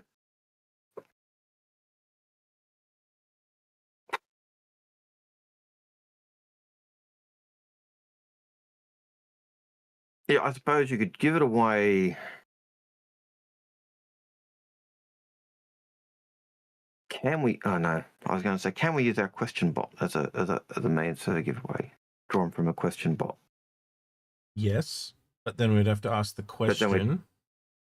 But then everyone who hasn't asked a question is out. No, so that wouldn't work. No, it would you just put question, and it'll be the first one that comes through to the bot, because then it means it's the first person.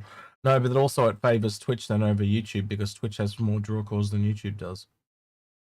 And not everyone's asked a question, so No.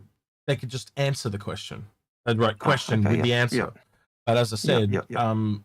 Twitch has unlimited draw calls. YouTube only Yep. does it every couple of minutes. So how do I sync that tiny amount when I can't see it? It's impossible. My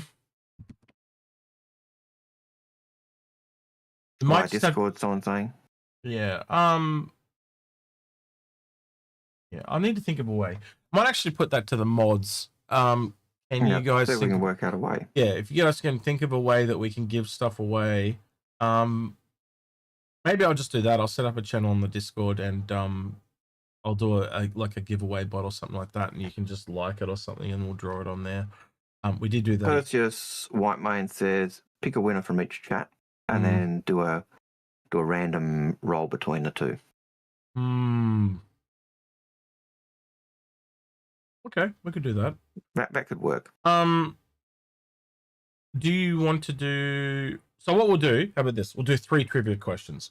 You can do one for Twitch, I'll do one for YouTube, and then you and I will come up for one, and we'll get both the winners to go between. But we're going to have to get the 2 winners in Discord.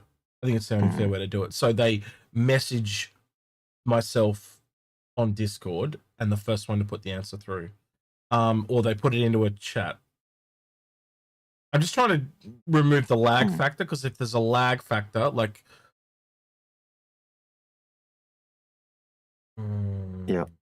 This is going to be the most boring part of the stream for anyone that's watching. I have a feeling what we need to do is we'll sort this out and come back to you next week. Because we're also going to have to do the same thing for... Because next week we're going to give away the Prowler. The Prowler for the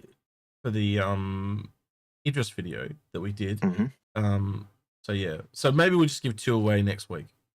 And we'll work out how we're going to do it.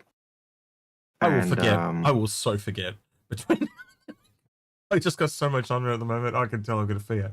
I was writing a note, and then I realised what's the point of writing a note, because that won't be with me. So I might just go into the mods right now and say, can you boys please remind us, help us figure out a way to give away ships on the Discord.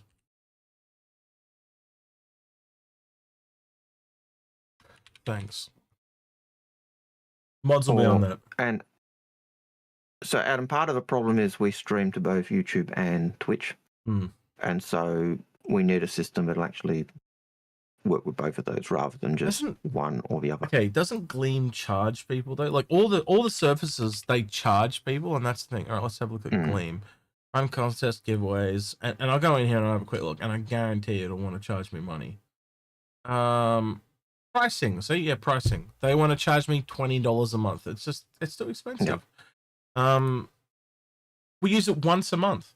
It's for $20. Like again, if I could just spend $50 and buy a bot, bang, I would do that. You can get full Discord bots for life for that amount. It just doesn't make sense. Like again, everyone's going to this subscription pricing, so they make more money. And again, at $20 a month, that's more than I pay for Netflix. That's insane. It's absolutely insane. And I'm going to get far more use out of Netflix than I am out of that. And again, it's just for convenience. I'm not going to pay that amount of money for. Again, if I was doing giveaways every day, if we were doing every week or every twice a day or something like that, then something like that is awesome. But when we only do it once a month, it's insane. Yeah, so we'll probably do it on the Discord. That's probably going to sounds like the fairest way to do it. We'll point people towards the Discord, and I'll get one of the mods on a bot, and we'll do it that way. And maybe we might have to do it that way from now on, and see if I can. Again, I can just draw it. We did used to do it that way actually a long time ago, and I used to make a little graphic. Remember the little? Like we did a love hornet one time, and I remember I made a little graphic. So I'll probably do that again. Freaker Ross says in Twitch chat, why not use a secret word for chat? Let us enter the word into as a question and wait 2 minutes. It's not how our bot works. Our bot is very, very bespoke, and it's almost more of a hack than a real bot. And every time they change something in the background, Pickles has to come back and redo it. And it's a real pain in the ass. But yeah, he's slowly working on that bot. It's one of the things that we did actually request was a way to do giveaways with that bot. He's on it. He's just got real life priorities. So and once we get that on the bot, then our giveaways will be live. So all right, which will even be better. So back to questions. We'll just do that for next week. Sorry about that. And we probably wasted 15 minutes trying to go in circles. That's okay. That's okay. Okay, so Citizen Ninja. Referral is going into production later this year. When do you expect it to become flyable? 18 months or longer. If they work constantly on it, 18 months. So it's going into starting production. That means 18 months from that point. From what I understand. Now that's assuming that they don't stop it for something else, for some other reason. So it's 18 months development time, not 18 months of calendar time, and that's probably the key thing to remember. So 18 months after they start. So probably Alien Week. I would hope Alien Week next year, maybe. No, the year after. So 2027 Alien Week. It would have to be, because we've only just had Alien Week and 18 months. This is Haggard. Thoughts on an alien tank in the future, like Alien Hover Tonk? With the phallic shield from the Tavaran or the Banu? Absolutely. Absolutely. Well, we've kind of speculated the Prowler is kind of sort of a hover tank. It's the Banu shackles. It's designed to chase down the disobedient slaves and recapture them. Yeah. It shoots bowlers. And they use it for hunting as well. Just an electronic bowler that like bundles up and then shocks the shit out of them.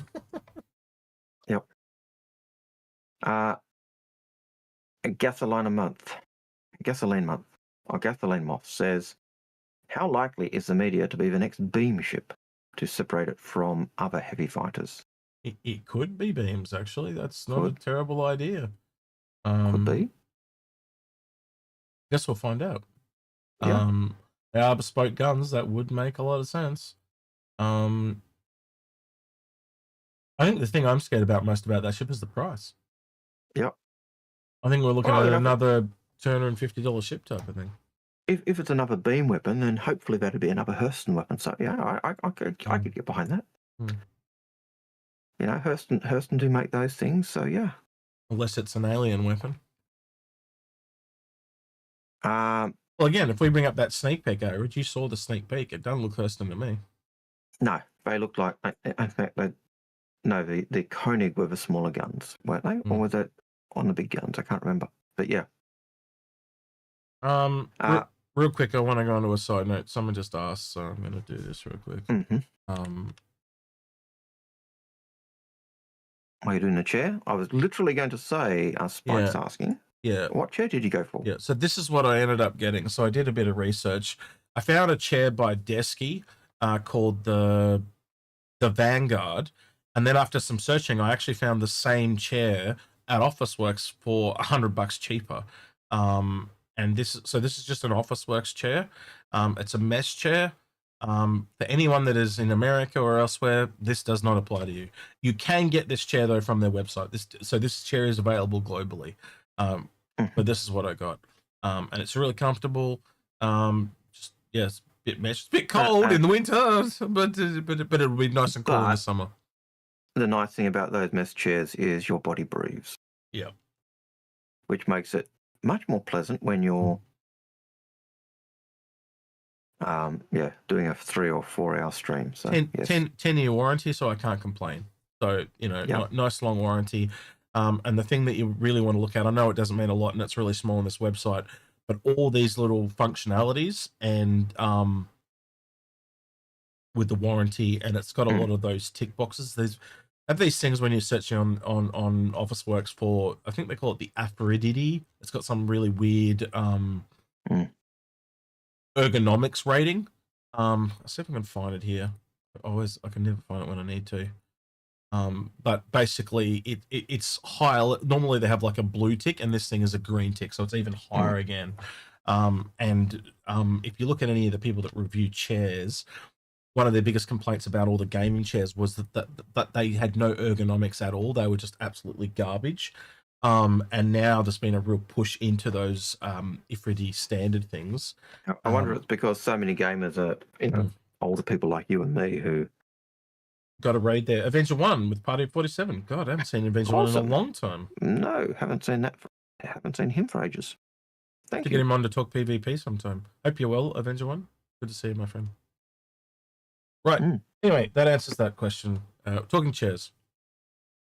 So yeah. Baller. Baller 999 says, will the medical gameplay be ready for the Apollo?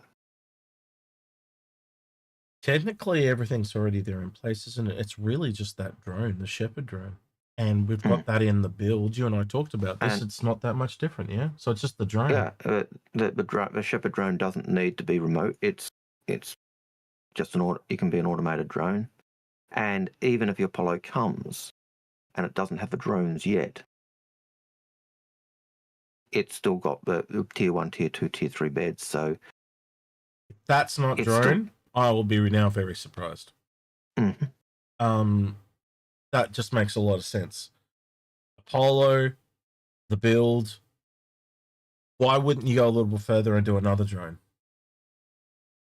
Now, speaking drones and going to this, right at the top end, you know what drone I ought to put in? The big Shubin mining drone. That's one I'd put right at the top end. That's something everyone's always wanted, that big spider drone. Yeah, is it going to make life miserable for them? Do you take... Because that creates other problems. So my brain was going, well, do you go in to say something like a salvage drone? But then salvage isn't complete, so therefore you've got to go back and do more work later. Which is why I also don't think we've got a medium salvage yet. Because it's more work. Every time you put another ship in, you've got to go back and rework something. Because you've got to redo it. Yeah.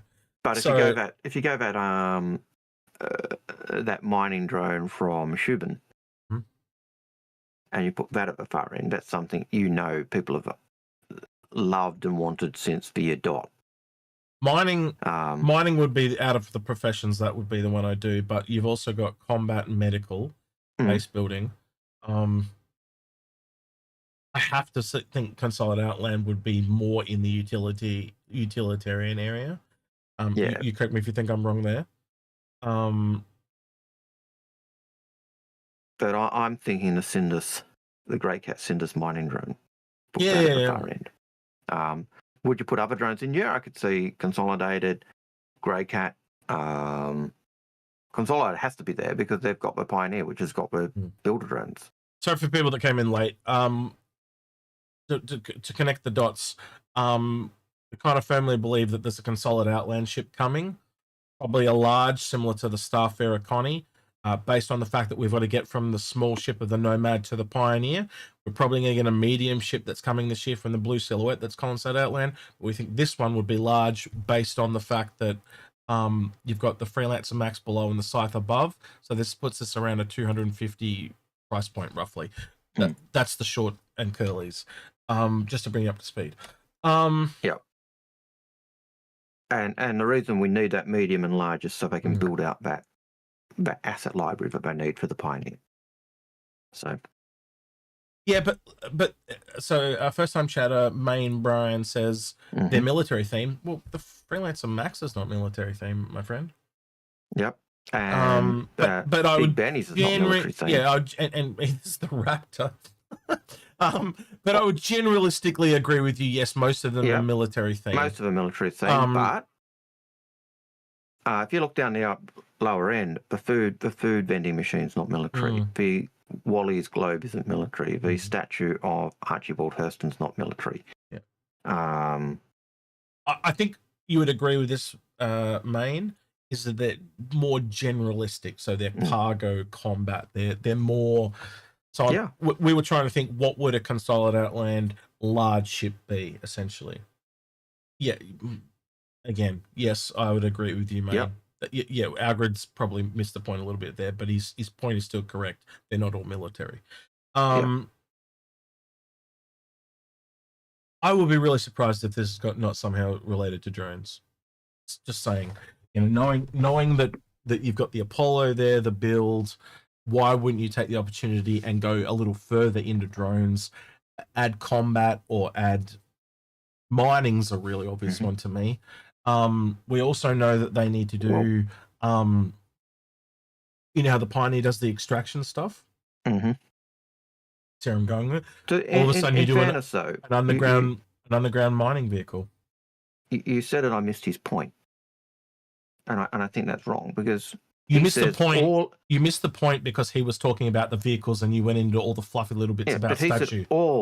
He said in the referral program. And he means the ships. Oh, I said he did say all the other ships. Yes, yeah. Okay. But in the referral program, that's not all military themed. So you did miss the point, but you missed the it's fine.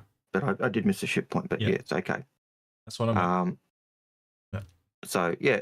It's the same thing with so Damon says reclaimer drones. It's the same thing. Like if you go back and do the reclaimer, then you've got the issue that is when you update salvaging, you then have to redo the drones. So you've got to think of something where they don't have to redo it.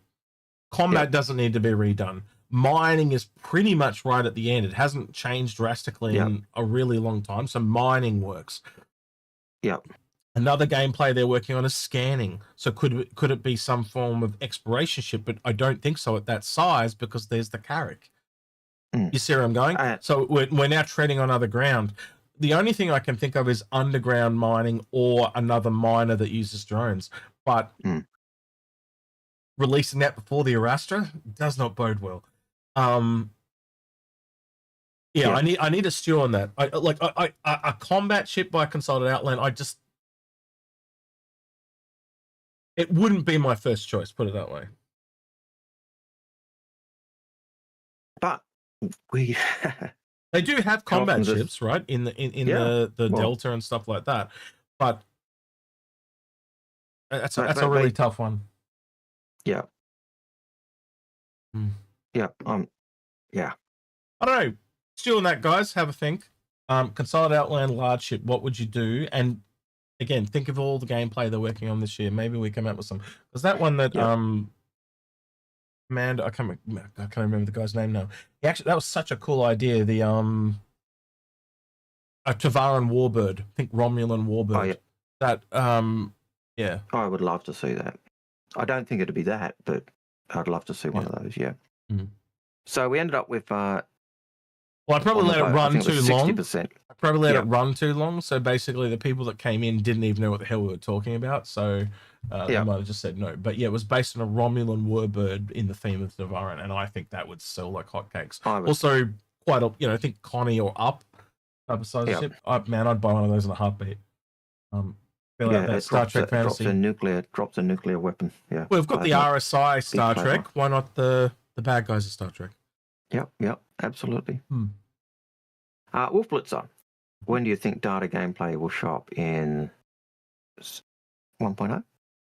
Question mark. So that would kind of come a little bit after hacking, but like all that stuff, that's a scary thing. All the shit they talked about from last year is all just like bounty hunting, scanning, engineering, hacking, just poof. It just feels so far away, and we know that most of it is linked to scanning, and so it's a. That said, though, there has been a lot of little tiny HUD upgrades to scanning. Like they've got the new little eye elements. I don't think it's as far away as we think. I am still hopeful for this year. I don't know when this year, but I'm still hopeful for it. And you got to think there's got to be some kind of little explorer or something ship there based on that. Yep, and when you think of when Sergio do their yearly reveals of the stuff they're working on and stuff they're doing, they're basically saying this is the stuff we realistically think we're going to get done this year. That's the feeling I get. You know, the curtain ships, they're always the ships that they're going to get out or plan to get out in that year. So Moosebeard says in YouTube chat, exploration pairs with their base building. I think mini Odyssey, or surveyor, a mini surveyor. Yeah, but I would have made that medium, not large. But I see it, Moosebeard. I do see it. There is a need for it. So it kind of goes out and it scouts for the Pioneer. And then makes sense to me.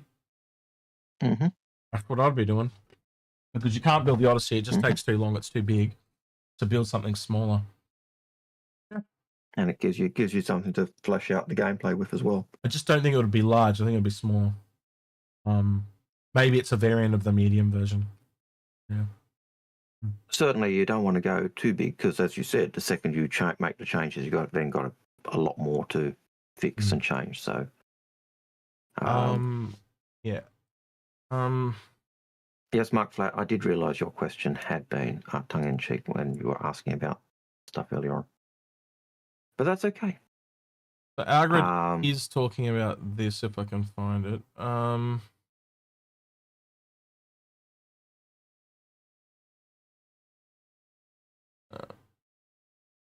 The old Grey Cat Cinders mining drone. I've got, oh God, man, I can't even find it. Is this the video? And this is a TikTok. Is it even going to play? It's a TikTok. Oh, it is playing. Okay, hang on. So this is what Algared was talking about. These appear in Squadron 42. They will never sell this for gameplay reasons. It's just not going to work because it doesn't kind of fit into. It's a drone, but it's really, really massive. Like a mining drone will be more like a drone, like a small robot type. Like I said, at the top end, at the top end, something like this, instead of a javelin or instead of a but what do you do with it? You just spawn it and it just flies around and starts mining. Like there's no gameplay attached to that. It's too much work. It just doesn't work. A statue would work, right? But it just doesn't function. What the hell is it going on to now? Someone being a murder hobo. Went on to something else. All right, let's close that. But yeah, you got to say that. That's what he's talking about. And they are in Squadron 42. But maybe a version of that, maybe a smaller version. A Grey Cat drone, yeah, but not that all-terrain underground mining Cinders drone, yeah. C. Nolan, Titan suit merely combat. Would you want it? Would they do it? First time chatter, Sticky Dirty Fingers says, totally love that you two still go hard with SC, but the game is honestly just shit right now. Sorry, not sorry. The cope is too large, so many issues, and no clear path from CIG to fix. They just keep adding bullshit on bullshit. Well, Sticky Dirty Fingers, I think you're wrong, but that's okay. You're entitled to your opinion.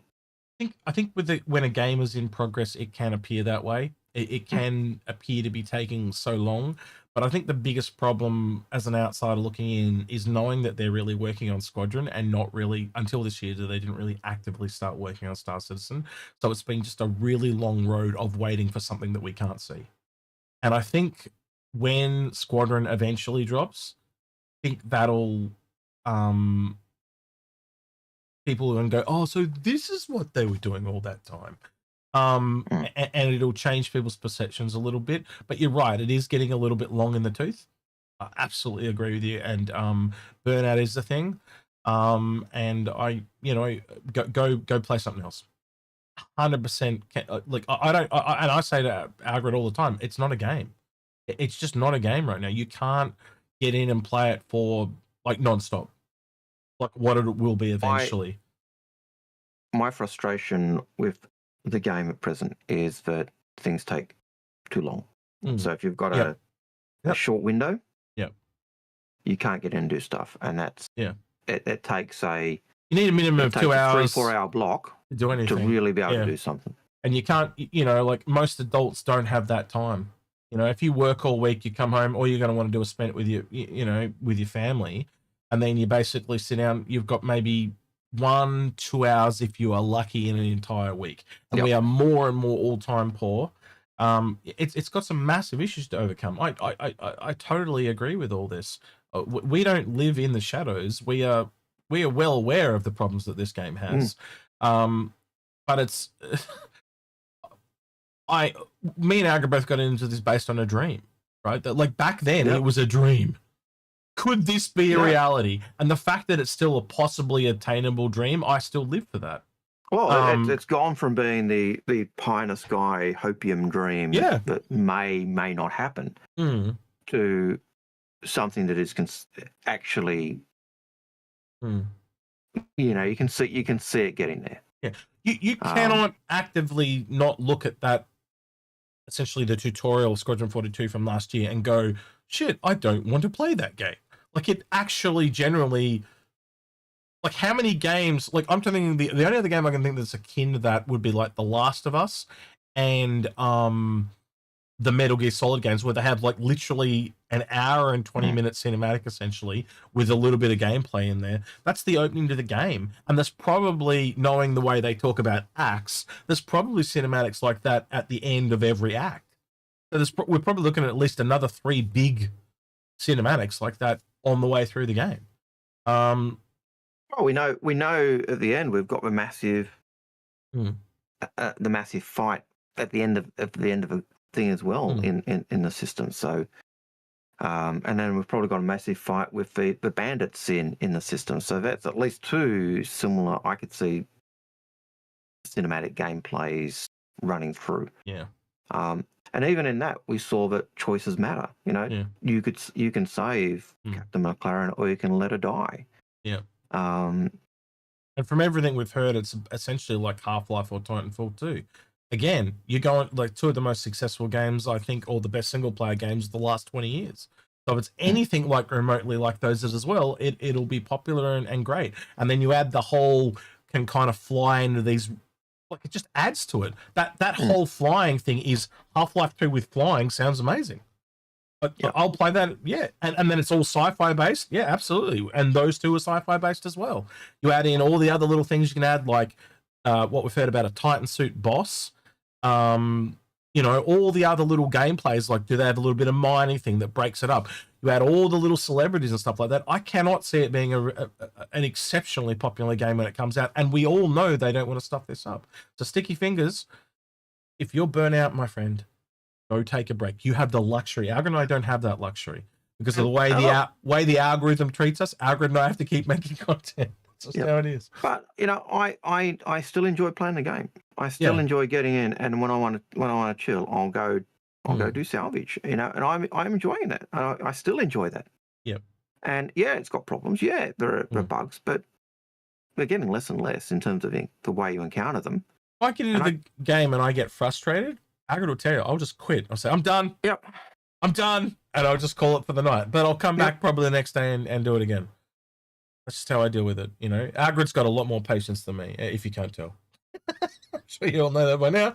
But I just, if I get, again, until there's some actual gameplay there and the multi-crew stuff, like, you can see the pieces coming together. You really can see the pieces coming in, and it gets quite exciting. But the one thing that I want, and I know Algared wants this as well, and I know all of you want that, is more gameplay.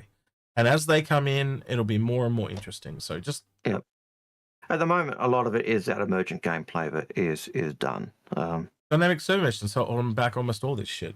You know, so Thank you for the Prime subscription, Sticky Fingers. Didn't have to, but thank you. Appreciate it. Most appreciated. Rusty Pigeon Gaming Channel says, not all ships are there for the players.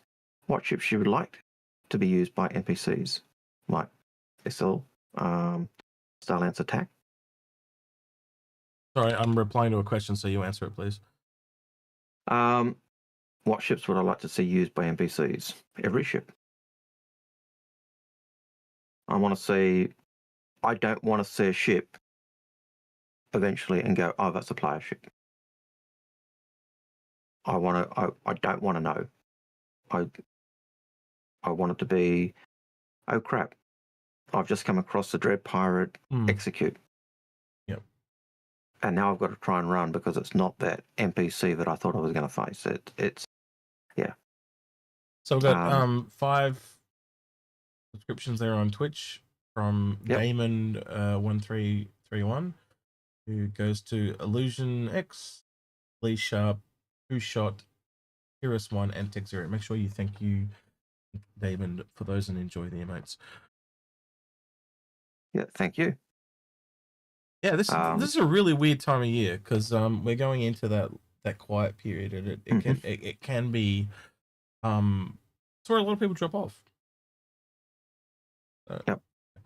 Glad you brought that up, Sticky. Like, because like people don't ask us questions like that a lot, and that's why I answered it. Because it's okay to be negative. It's okay to be critical. Yeah. It's being constructive. Like so many people, you look at Spectrum, look at Reddit. This game is a fucking pile of shit, but they don't ever tell you why. They don't ever suggest fixes. They'll say things like they need to do this.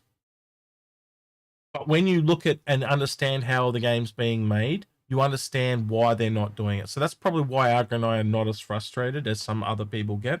And I think a lot of you would agree, those of us that are not frustrated, we all get down on it. I get that. But when you understand it, at least you don't get frustrated. Or you can understand why. I think that's the important thing. Yeah. All right, Algared, if you want to do the next one, unless you got something to say, sorry.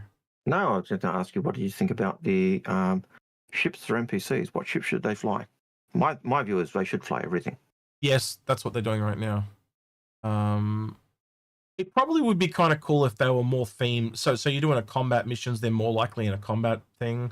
If you're in like I think that will eventually be a thing, depending on where you fly. Like so. If you're in Pyro, it's more likely you might see a Pyro-y type of ship. If you're in Stanton, you're more likely to see ships that'll be in Stanton.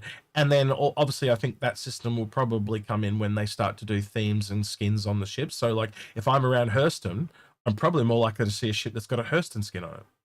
Yep. You know, or I might be more likely to see a deluxe Origin ship around Hurston. But then when I go to Grimhex, I'm going to see... You get my point, right? I would expect that's what we're going to see going forward with these skins, I think. Sticky Dirty Thingers does say, I wish they would focus on fixing it really. It would bring him right back. One of the things I know they have been working on this year, and I can see it when I'm playing the game, is they have improved.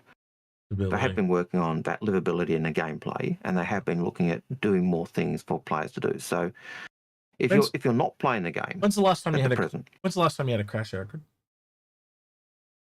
The last time I had a crash would have been the other night when I was playing. Not crashing the ship, dickhead. I mean the game. Yeah.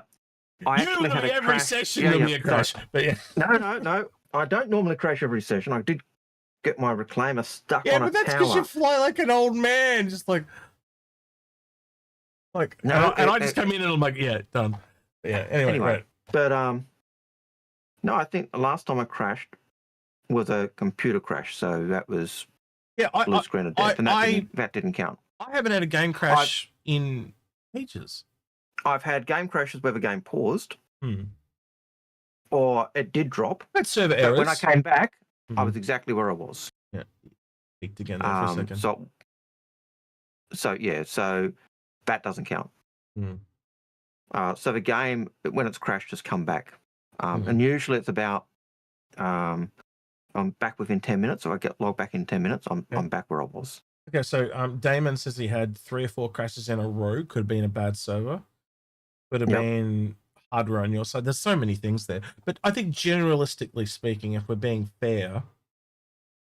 I've had hardly any crashes compared to what I used to get. Yeah, and that's as a whole as the time's gone on. And as I said, usually you crash and it was, I've got to log out of the game completely, reboot up the game and start to get back in. Now it's I log back in, I don't even go log out the game, I just go back to the dashboard, come back in, and bang, I'm back where I was. Yeah. So Canalist said he had a crash to desktop yesterday. Okay. The other thing is, and this is really hard and harsh to do, but sometimes you've got to look at your own hardware. Sometimes your own computer's not up to snuff. And that's really, really hard to do, right? And I'm going to be honest with you, I got a new computer in March, pretty much close to top of the line as you can get. I had a lot of issues at the start. They were all Windows 11 related. Yep. Nothing to do with Star Citizen. And Algared will tell you, like, one of the advantages of doing this was the stream has just become so much better because I can now, like, before I would struggle to do Discord, game, and OBS at the same time for Algared to be able to see what I was doing. The computer doesn't even blink in it now compared to the last one, right? I'm just able to do things that make things easier for Algared to watch while we're doing when we're things. originally doing, we were thinking, we'll get a gaming computer plus a streaming computer. And now you're sitting there going, man, I've got the streaming computer, I'm not using it. Yeah, I've got it like almost a $3,000 computer. Like my old computer's sitting just there, and I haven't even plugged it in yet. There's just no need.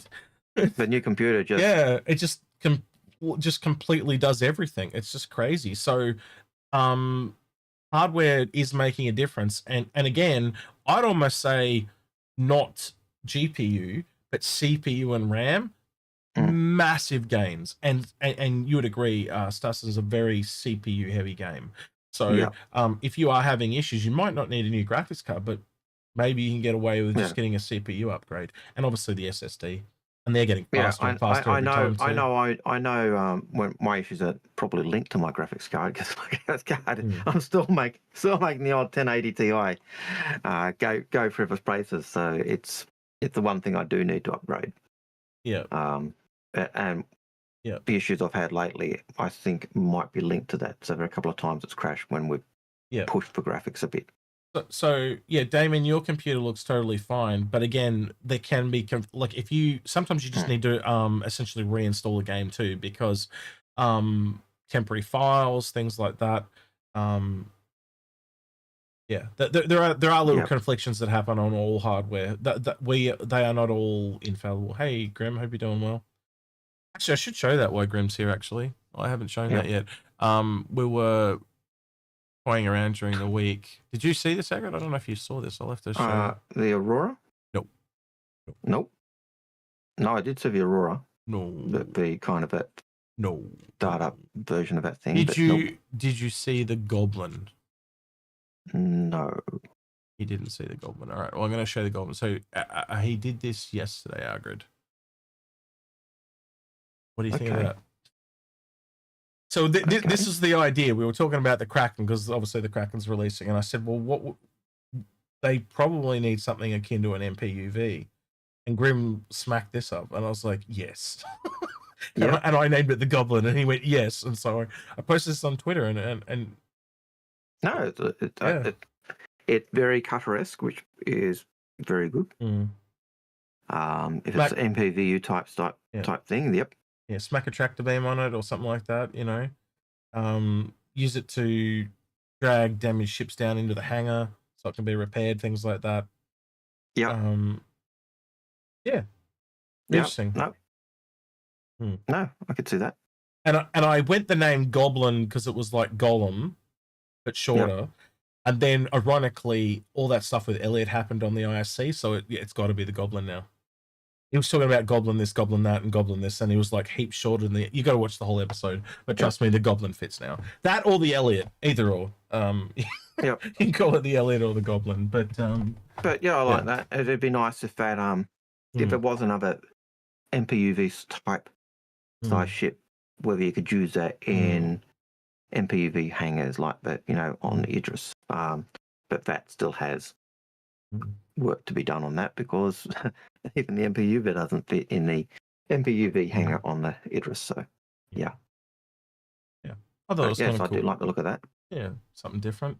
But yeah, they probably do need something akin to the MPUV, and I think we're going to see a lot of those come in over time. Like, like how. Well, again, I just can't get over how much the Golem looks like and carry a 32 SCI style container. If we don't see a cargo variant of that, I'll be really surprised.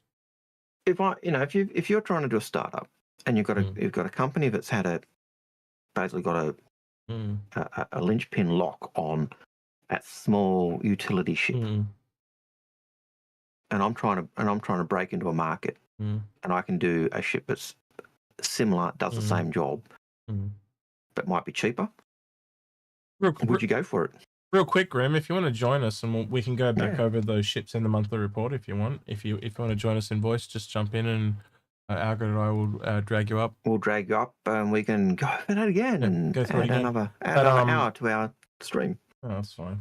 Well, we actually were meant to end in 20 minutes, but In 20 minutes. but We can stretch it. We can go a little longer. The questions we've got, we won't finish in 20 minutes. No, probably not. But yeah, I'd just be interested to get your take on it. I know you kind of went over a little bit of it on your own stream, but it's always good to have different points of view and scrutinize each other, because then you get better information. I think that's one of the things I've learned with doing this show more and more. No matter what it is, you've got to scrutinize it, because if you scrutinize it, it points you in the right direction. You can't just all have one side or it topples over. It's almost like cards. You need to come at it from both sides, positive and negative, so it stands up. Yeah, stands up to scrutiny. I do like that idea, Grim. The idea of ditching the Dragon Bay, the Dragonfly Bay on the Kraken, and turning it into a apparently more utility bay. I'm gonna read what he said. He says he's getting beaten up by his wife. He's having a domestic. No, he's getting beat up by his kid. Right. I hope you have fun with your fam. That's all good. All right. Oh, enjoy the time. Right, next Manny. Yep. If a Drake kit used for the Ironclad is done properly, how much time could it save on the Kraken development cycle? It'll definitely save time, but I don't think any ship at the end of the day we want them rushed. And it's one of the things you and I've said for years, like, oh, it's been delayed. Good. Okay, good. Because we know it means that it's going to make it better. So yeah. Look, it speeds up the development in this sense. They've got to build the assets and the style library for that brand to build the ship. Yeah. If they build another ship, they get to experiment with that style language and go, right, that's what we want. So it just fleshes out that language. Doesn't mean they don't do anything else. No, it just means they've got more to draw on and pull in to help. And so that's why it helps. Well, look, I'm going to check this out there as well. Oh, hey, Grim, how you doing? He's obviously beat up the kid and locked him away. Yeah. I won. She. Oh, I hope so. I won this one. You can comment on this one as too, Grim. Much with like what they did on the Idris, how they released the T kit and the K kit and all that. I'm assuming not just the privateer, but I think we'll probably get at least another one for this.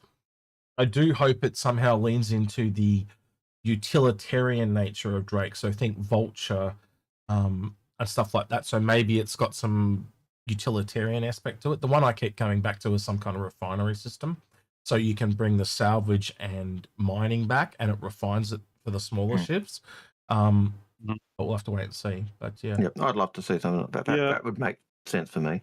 Anyway, sorry. I've been thinking about it in terms of the privateer kit and how CIG has uniquely sold that.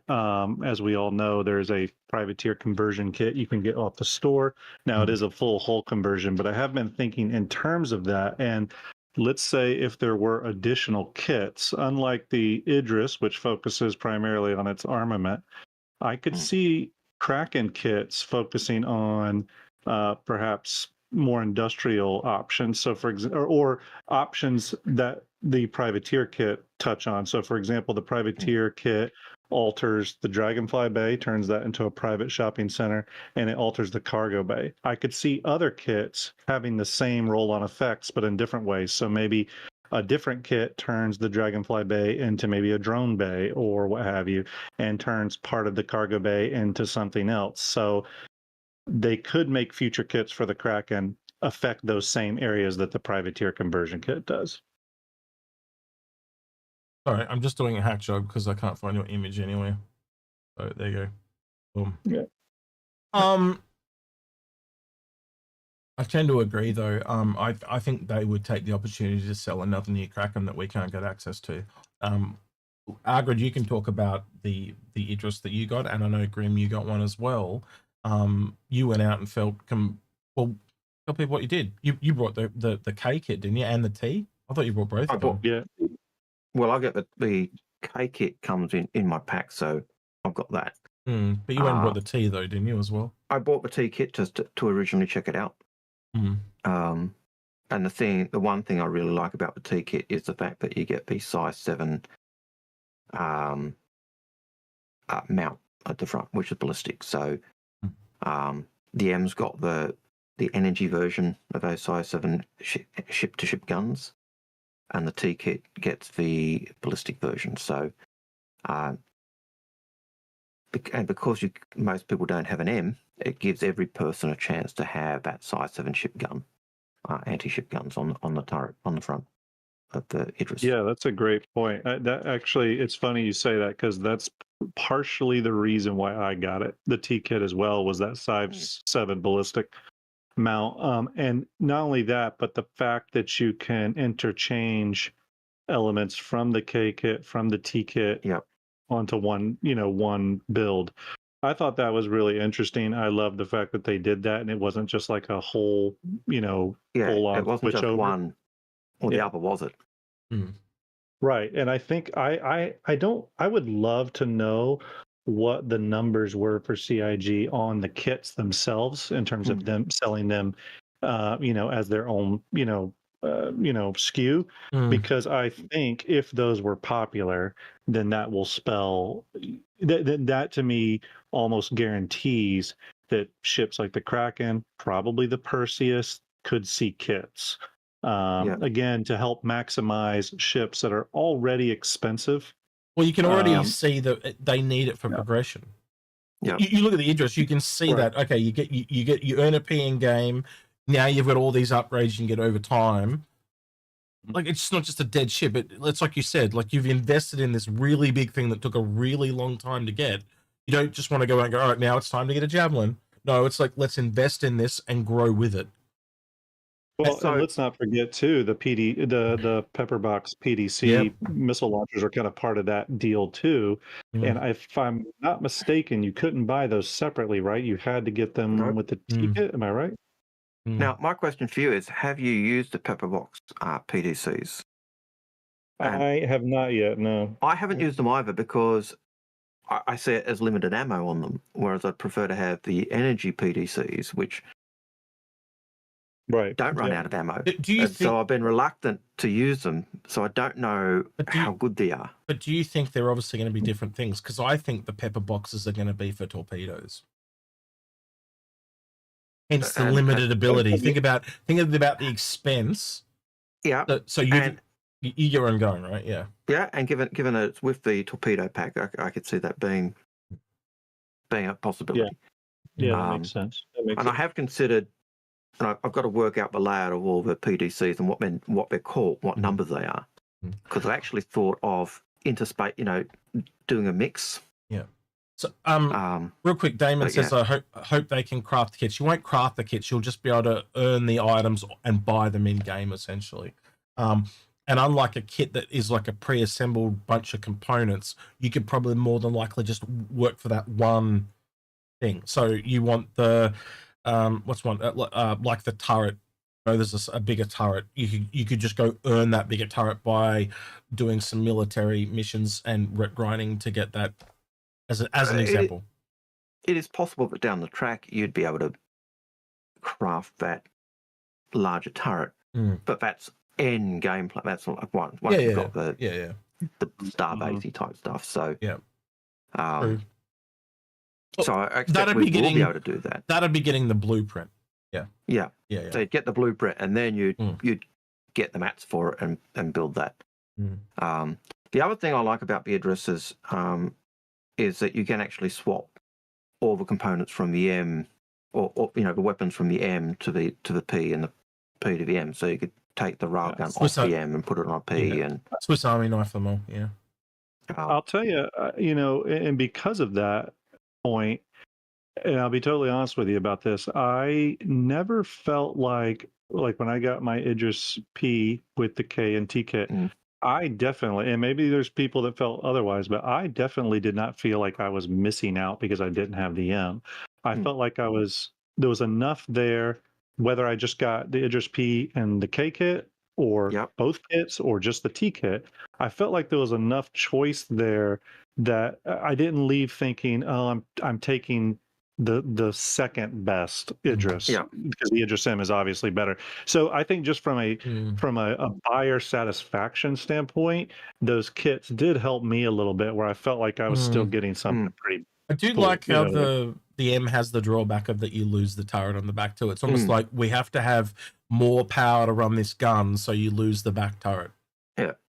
And Right. and I'd even ask later, does that mean that you can choose which turret you lose? So can I lose one on the left-hand side and put the back one on? You see where I'm going, right? Yeah. So it's a player choice thing. Yeah. But then awkwardly, everyone knows to attack you on the left-hand side or whatever. You get where I'm going from. But yeah. Has CIG ever mentioned anything when, and I'm just thinking about this when talking about kits, has CIG ever mentioned anything about in the past where in the future we would be able to essentially switch out a man turret for a remote turret? And from a functionality the standpoint, blades, the blades. Okay, the blades I think was mentioned. You could put a thing in that would control you just wouldn't. Right, and you just wouldn't be able to get in the seat of that turret because it's technically "quote unquote" occupied, right? So the reason I was asking if that has ever been something they talked about is again thinking back to the Kraken. The only other thing I could think of from an armament standpoint that would make sense for the Kraken is it's got a lot of man turrets on it. And I didn't know if some of those could be converted to remote turrets so they could be controlled by AI blades. But if you're saying the AI blades can control man turrets, then that removes that issue. But one of the things that used to be in the K kit was you converted 4 of your man turrets into remote turrets. So it actually took the man turret out and put a remote turret in. Those remote turrets disappeared from the K kit, if I remember correctly. Gotcha. And that's exactly what I was asking. So, because what I was thinking about that is like, let's say where you would normally walk up to a man turret in an Idris, and you click to get in the seat. I just imagine that area filled by like some bit of new greeble that just says remote systems or whatever, and you can't access it. And now it's controllable by a bridge position, of which on those capitals, there tends to be a lot of seats up there on the bridge, and that could be used for that. And that becomes important because if you could replace a man turret with a solid block of mass, that is no longer an easy accessible point. Whereas on a man turret, you blow the turret off, that becomes an access point to a ship. And so when I was originally looking at the K kit, I was thinking, I'll take those remote turrets and put them on the VM because that's less crew because they're remote. And remote turrets I can automate as well. That may be a thing of the past that Algared with Maelstrom. Yeah, and I think it's a thing of the past. But the idea was taking crude turrets and turning them into remote turrets, which then could be automated. That meant I could reduce the crew requirement. But I think that's a thing of the past. Yeah. Because the Kraken is just such a turret-heavy ship. You know what I mean? It doesn't have missiles. It doesn't have torpedoes. It's just a ton of guns. You know what I mean?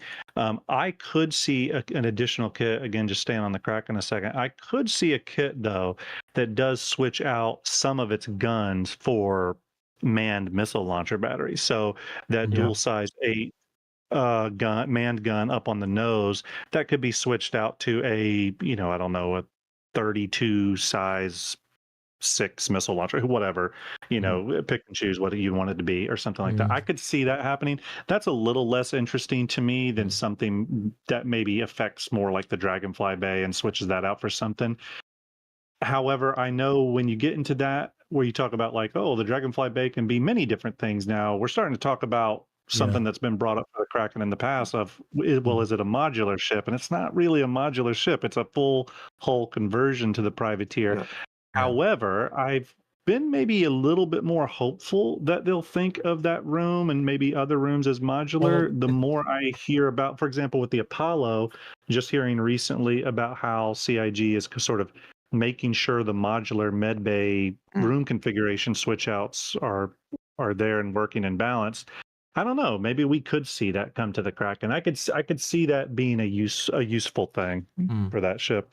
Can I actually open this, or is it not gonna work? Hang on. There it is. So, open this. All right, sweet. It's too damn tiny. It won't let me zoom in. It's really. I'll stop it. We'll just do this because I can't be looking for the other one.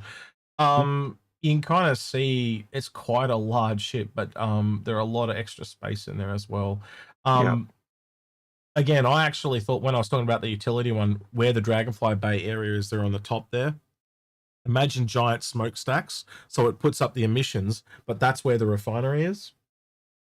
Yeah. On the refinery variant I was talking about, and if they don't plan another variant of this, I will be very, very surprised. Yeah. It just makes a logical sense with what they did with the it's leaving money on the table. Well, one of the things you've. Sorry, I'll finish your point. Oh, I was just going to say, like, well, how much did you pay for your Idris ones? Well, like $500. It was $350, something like that. That's what the privateer one is. So again, you do another one that's like $250. You know, every owner's going to. Oh, it comes out. Here you go. You have $250. Yeah, especially if they want that particular variant. In terms of the work on for Kraken, one of the things they did talk about in the monthly report that we talked about earlier was the Kraken did enter pre-production. Yeah. With team identifying areas from the original concept that need further attention to bring it up to modern standards. So they've actually gone back to the concept and they're looking at the areas where they need to make changes. So the Dragon Bay room. And I see there's one big area on the Kraken that I do think needs really addressed, and I hope it's the primary thing they're looking at. And that is we absolutely need cargo elevator access from the main deck down to either the tram or down to some central corridor large enough to handle that cargo. And and I hope that those lifts are built right into the deck. Like there's like a marked off area. You put your boxes there, and that part of the deck just lowers.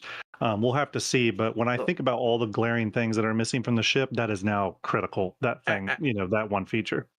Yeah, and you can see that being needed, A, for offloading cargo, but B, if you've got fighters on the ship to reload missiles and reach and ballistic ammo and even change out damaged weapons and put new weapons on, you need to be able to access that. And that's one of the things you see on the Idris. You've got the lift that comes from a cargo bay down to the hangar, and you've also got the grids. This is a train. In the Idris as well. This is a train that goes backwards and forwards. Elevators are so last year. Well, and that's going to be the interesting thing with the Kraken. It's going to be the first time. Well, and I know the Bengal has something very similar. Yeah. But this will be the first ship we hope that I think will come into the verse for us that has some sort of transit inside. You know what I mean? That we have to deal with. It's essentially a sideways elevator. It's not that clever when you break it down. But it's with still the handy. With the only caveat to that being two things. One, I think is it 8 SCU or 12 SCU that air car can carry? I think it's one of the two. I honestly don't remember. It's been that long. But then the other thing, when it comes to elevators in ships like lifts, so think the lift that takes you up to the bridge of the Idris, right? Either those or especially the air car, I'm going to be really interested to see how resource management can affect things like that. You know what I mean? We already know we're going to be able to control doors, control power and stuff. Are we, for example, are we going to be able to shut down, air car pull the fuses on the elevator so people can't get up to the bridge and shit like that? Absolutely think that's going to be a thing. Because with the Kraken, and I've always thought this, I did it in my Kraken video. It's I think this ship is also the one with the most entry exit points of any ship. Yep.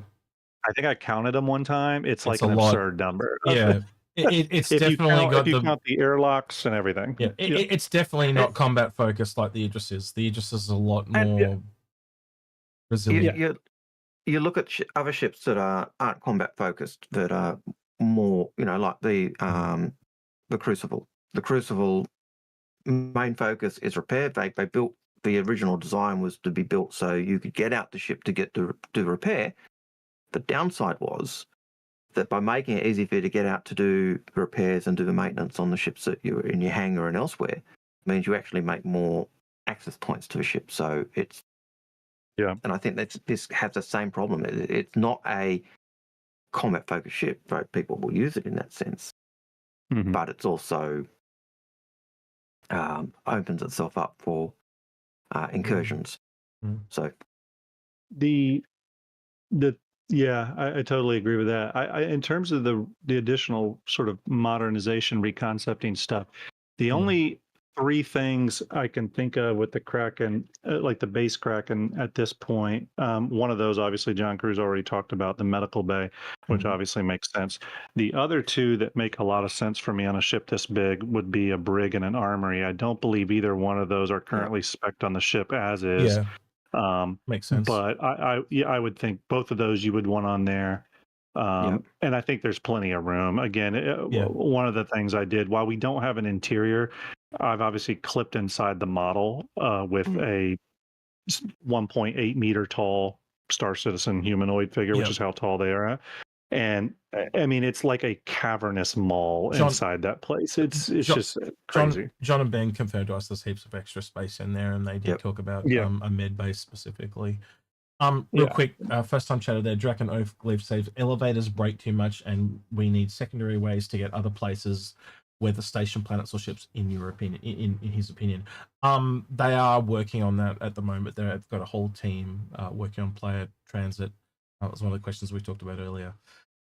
Why I've got you here, Grim, though, I do want to go through these with you. And the last thing I will say is I really hope they give us Atlas access to the decks of the Kraken. That's the only other thing I was going to add. Yeah. But go ahead. You know how we're trying to work out this image? Paladin. Someone called it before. It's the Paladin. And it makes sense because of the what they say as well. Yeah, makes sense. If we kind of go through this, they talk about these 5 unannounced ships, and I think with a little bit of what do you call it? Process of elimination, you can work out a few of them. As Algared kind of pointed out, one of them's the Meteor, so that literally only leaves 4. Didn't we consider the Meteor an unannounced ship at this point? Yep. You think? Because they're announcing it next week. Oh, that's true. Yeah, that's true. That's and so that basically only leaves 4. And then we went through and we one of them's got to be a Consolidated Outland ship because of the Pioneer. And what we're also thinking is we want to count a 6th ship. I can go, man, we've gone over this like 4 times now. I feel sorry for people. I have a sneaky suspicion that this is a large Consolidated Outland ship. Think Starlancer Connie. But I won't go into that right now. I did confirm it wasn't the F7X. That I got confirmation of. Yeah. So when you kind of break it down and kind of start to look at this, you can start to see that there are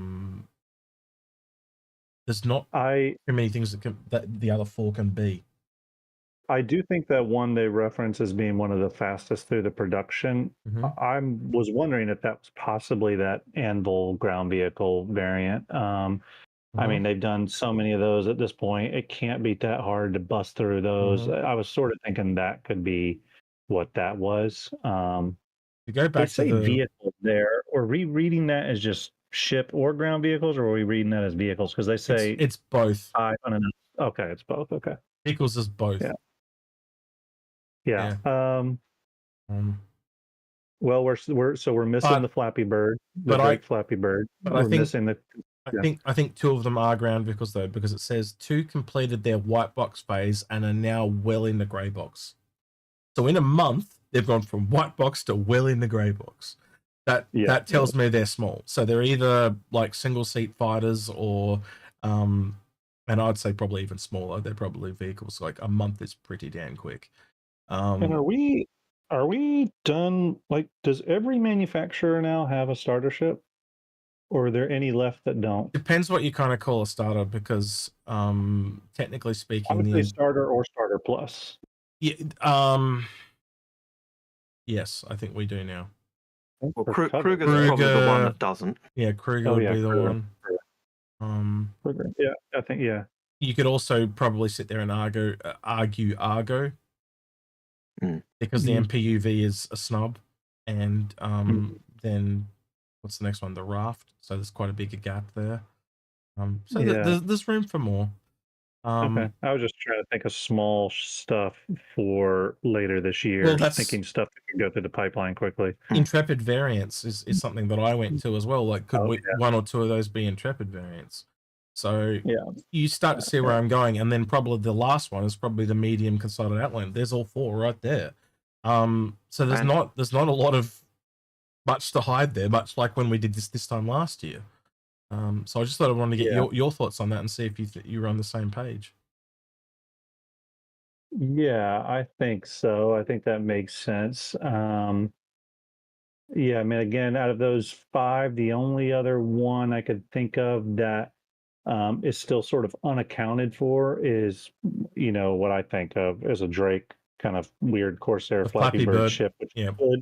could have variants attached to it. Maybe there's two variants of that, and that's what they're referencing for the two. I really don't know. They've been obviously haven't given any hints so far on that on that particular ship. I start to get the feeling that it's going to be next year for that one. It's just where my brain's going. I'm Because starting to wonder if the entire Drake sort of push is kind of pushed to next year for the most part. Because of the kit and the Kraken and all that. That's why I think that one's been pushed out. And then the other interesting line here is where it talks about the Apollo, that the modular medical base swap out and behave as expected. So modularity is actually working on the Apollo. So now you start to think it now leaves room for things like the Caterpillar and stuff like that, for them to come back around and do those as well. And again, if you were going to do Drake next year, maybe, hopefully. But it'd be great to see them come back and actually add some modules to a lot of those ships, because then the sales on all those, it's a little bit of work and all the sales go back up, don't they? I think another one of those 5 unannounced ships though could also be the Kruger. The Kruger. Yeah. Too soon. It did go in. They've done some concepts for it, so I think it's too they've soon. done some stuff on it. But yeah, personally, I think it's too soon. I'd like to be Kruger, but I will point out, and I did say this earlier, I don't think that's all the ships they're working on. no, I think that's just the ones that they're expecting to come this year. Yeah. So yeah. It does make me wonder how many people, again, just not knowing how many people they have to work with fully, like how many people are on ships that are in this kind of quasi pre-production phase. So for example, right now I would look at, there's a couple ships kind of in that phase, right? There's the Kraken, which is moving in that phase. I would argue the Pioneer is moving out of that phase, but still kind of was in a little bit of a pre-production phase, because we heard even just recently that concept teams were still reworking rooms from a concept standpoint. So pretty early. And then isn't there another ship listed there as pre-production, the Raylan? Yes. Right? Yep. I would love to know, like, how many people are put on a ship in a pre-production phase. Is that more like 2 people, or is it a team? Or is it the concept team? I don't really know. Well, when we were looking this earlier, like when you talk about pre-production, I don't think it hides things. And what I mean by that is, like, so the pre-production for the Pioneer, that's how I'm expecting to see a medium and a large Consolidated Outland ship. And I even said to Algared at the time, working out the Raelian, I'd be very surprised if we don't see another Saulian ship coming along at the same time. Yep. I don't have a Zion ship, Saulian. Oh, yeah, Saulian, Zion, you're right. Of which we're pretty confident they've got a decent kit for, because that's pretty well represented in Squadron 42 as well, right? The Xi'an stuff. I believe there's a big Xi'an ship in Squadron. Yes, but that's not a player. It's meant to be an older model type of thing. Like it's it's one that's been lost for 100 years or some shit. I don't know the exact logic of it. I know that it's had multiple iterations over the years, though. The last time we saw it, which was in one of the videos, if you go back and look, do you remember when the Zion ships used to be the tall bases? Yep. I wonder if I can bring up a photo.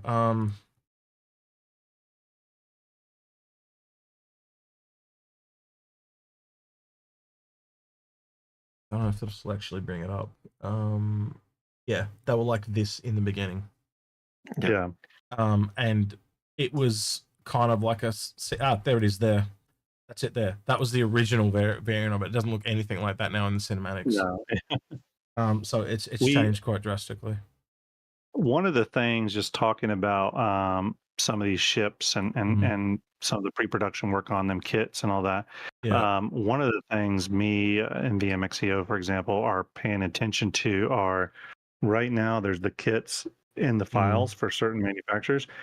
We're paying attention to, over the course of patches throughout the rest of the year, how fast do those kits grow. Because when the Drake kit first came out, there was like 3 items in there, and every patch they're like 5 more things have been added to the kit, 10 more things are added to the kit. You know, just seeing how fast they grow those kits could be interesting. So that's what it was, and that's what it became. They're completely different. And you can see even here, it's got like the little hexadecimal pods and stuff like that, like we've heard about on the Raelian and stuff like that. So back here, they were just boxes. So everything has come a long way. Yeah. So it was a very juicy monthly report, all said and done.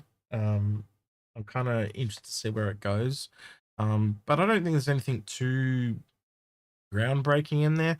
And I think you'd probably both agree with me that a lot of them are going to be those side grades, which I'm a little bit personally a little bit over. But you know, I understand as I said earlier, like when Sticky Fingers was saying he was a bit disappointed, it's the same thing. It's understanding why they're doing them can relieve some of that. You don't have to agree with it. I don't agree with them doing it because it annoys me, but I understand why they're doing it, and it's a necessary evil for the situation we're in. The one reason I'm okay with it is if it was just all these sort of variants and side grades that were just the focus, right? And that's all we knew they were working on, I would be pretty disappointed. But what keeps me totally okay with it is that in addition to that, they're working on some big ships off the backlog. You know, obviously now Kraken, Pioneer, Perseus, they got the Polaris out, the Idris came out. They're working on the Javelin. We all know that the Javelin's been receiving changes. So, well, let me ask you this real quick. Through the pipeline makes me feel totally fine about side grades. Would you agree, and me and Algared both agree on this statement, that the Kraken has probably got a connotations with episode 2? It would make sense, and it would make sense to utilize a lot of the new ships you're creating for the PU for the eventual episode 2, right? And I would include ships like the Polaris, the Perseus, which are not going to be in Squadron, obviously. I fully expect it, or even maybe future ships like the Nautilus and stuff. I would totally expect to see those in a you know, an episode 2. I could totally see a whole minefield mission where you're dealing with some Nautilus or something, you know. The Flappy Bird and others. Like how we have a Buccaneer, but there's no medium and no heavy from Drake, right? There's no fighters from Consolidated Outland. There's no, you get what I'm trying to say, right? Like, you can actually go back and make those now. There's no, hang on just one second. There's no capital from Anvil. That's when you're going to see that shit. When they come back. Because if you look at it as an upgrade path, right, we know essentially you got the older ships from Aegis. We know the lore is that essentially Anvil's the newer stuff. And we also know that, like you were saying about you go from the Aegis, you could totally see you are rescued by the bad guys at the end of episode 1, and you start out the game on the Kraken, and then by the end of it, you're on the brand new shiny Polaris. And then you go into episode 3 and it becomes something else again. Sorry, Algared. I was just going to say, tying in what you were saying, it was, you can see there are holes that need to be filled. Was what I was just going to say. I just lost my train of thought for a second there, but it was just, you can see there are holes in the ship lineup that do need to be filled, like the heavy fighter, the light fighter, or medium fighter for Drake, or that type of thing to go along with the Buccaneer. Medium salvage. We talked about that earlier. Like, you can literally lay out the grid, and you can see that there are massive holes, and there are entire professions that are missing. Science, agriculture, underground mining is now a thing. Gas collection, big game hunting ships, shops. You know, like I only think we're probably halfway through I'll be honest with you. I think we're only halfway through. I think the original intent was to have 200 ships at launch type of thing, and I think we're going to get. We're at that type of thing. Yep. But I think we're going to have a lot more by the time we're said and done. And I think you'd both agree with me on that, yeah? Totally. Yeah. I want to know, can we herd quasi-graders? Can we actually corral them into a certain area, make them move? I want a t-shirt now. I want Rancher Algared with those big cowboy black things on. You know the meme I send you sometimes about get back to work with the whip? No. Yeah. To Grim. I said it to Grim a lot because he's like, I gotta go back to work. And I'm like, yeah, get back to work. That, but with Algared. And he's got the big rancher hat on. I reckon that'd be funny as. Yeah, Old Man Hurston's the rancher. Yeah, he's doing it, and he's doing it to all the little slaves at Hurston with their garbage bag hats on. Get back to work. No, Old Man Hurston favours turning Hurston into a breadbasket of Stanton. Yeah, so he can eat from it. Yeah. This man would be really nice in my hamburger. He's like the Pac-Man of Star System, but he eats people instead of little bullets. Right. So are you going off this weekend to Vegas, Grim, or what? Well, yeah, this weekend obviously I'm with family, but then next weekend, the weekend of the 11th and 12th, yeah, I'll be in Vegas at Quantum. I am very jealous. I keep getting him to suddenly get us to call in Algared so we can do the show with him, but no, it's my time in the sun. Fuck off. Well, it'll be cool because it'll be the first time I get to meet any CIG folks in person. Actually. Oh, really? Wow. Okay. Well, then take the opportunity. Yeah. Well, it's the same for us. It's the same for us at CitizenCon. And they just remember they're humans. They'll get just as nervous as you do. And some cool people to meet too. I mean, obviously Sandy Roberts goes without saying, but Sean Tracy, he's like a full-on OG of CIG, so it'll be interesting to hear what he has to say and get to say hello. Well, if you ask Algared nicely, he might put in a good word with you with Sandy. You have to very nice. Sweet talk him. I'm looking forward to meeting him though, for sure. It's gonna be cool. I'm just meeting everybody. I'll meet Paul. He'll be there. Yeah, he'll be there. Can you give him a big sloppy wet kiss from us? Absolutely. And you really need to mute Grim for this bit, but I won't. But I've already asked Paul to give Grim a big sloppy kiss from us, so it's going to work out great. Okay. I am. Just long up, just start making out. Yeah. I am diligently working on presentation as we speak. Yeah. Oh, dear. But yeah. Was it chaos wherever I go? Right. He does. Yeah. Crivitus. All right, go for it. Why do you think? Why not do smaller Liberator before the Kraken to test the deck landing pads? Surely it would be quicker. I think. Well, and I'll put this to both of you. The Kraken is literally listed as a light carrier. So they are the smallest carriers in the game. I don't think you are going to get any small. And again, essentially 5 vehicles is not a lot for a carrier. If you're looking at landing pads, well, we've got landing pads on stations, but we don't need to test deck landing. It works. We've got the landing bays in, let's see, the Carrick, the Idris, the what else has a landing bay in it? There's numerous ships that you can land in and test landing pads and landing bays. So I don't think it's needed. Good question. I just had a brain fart.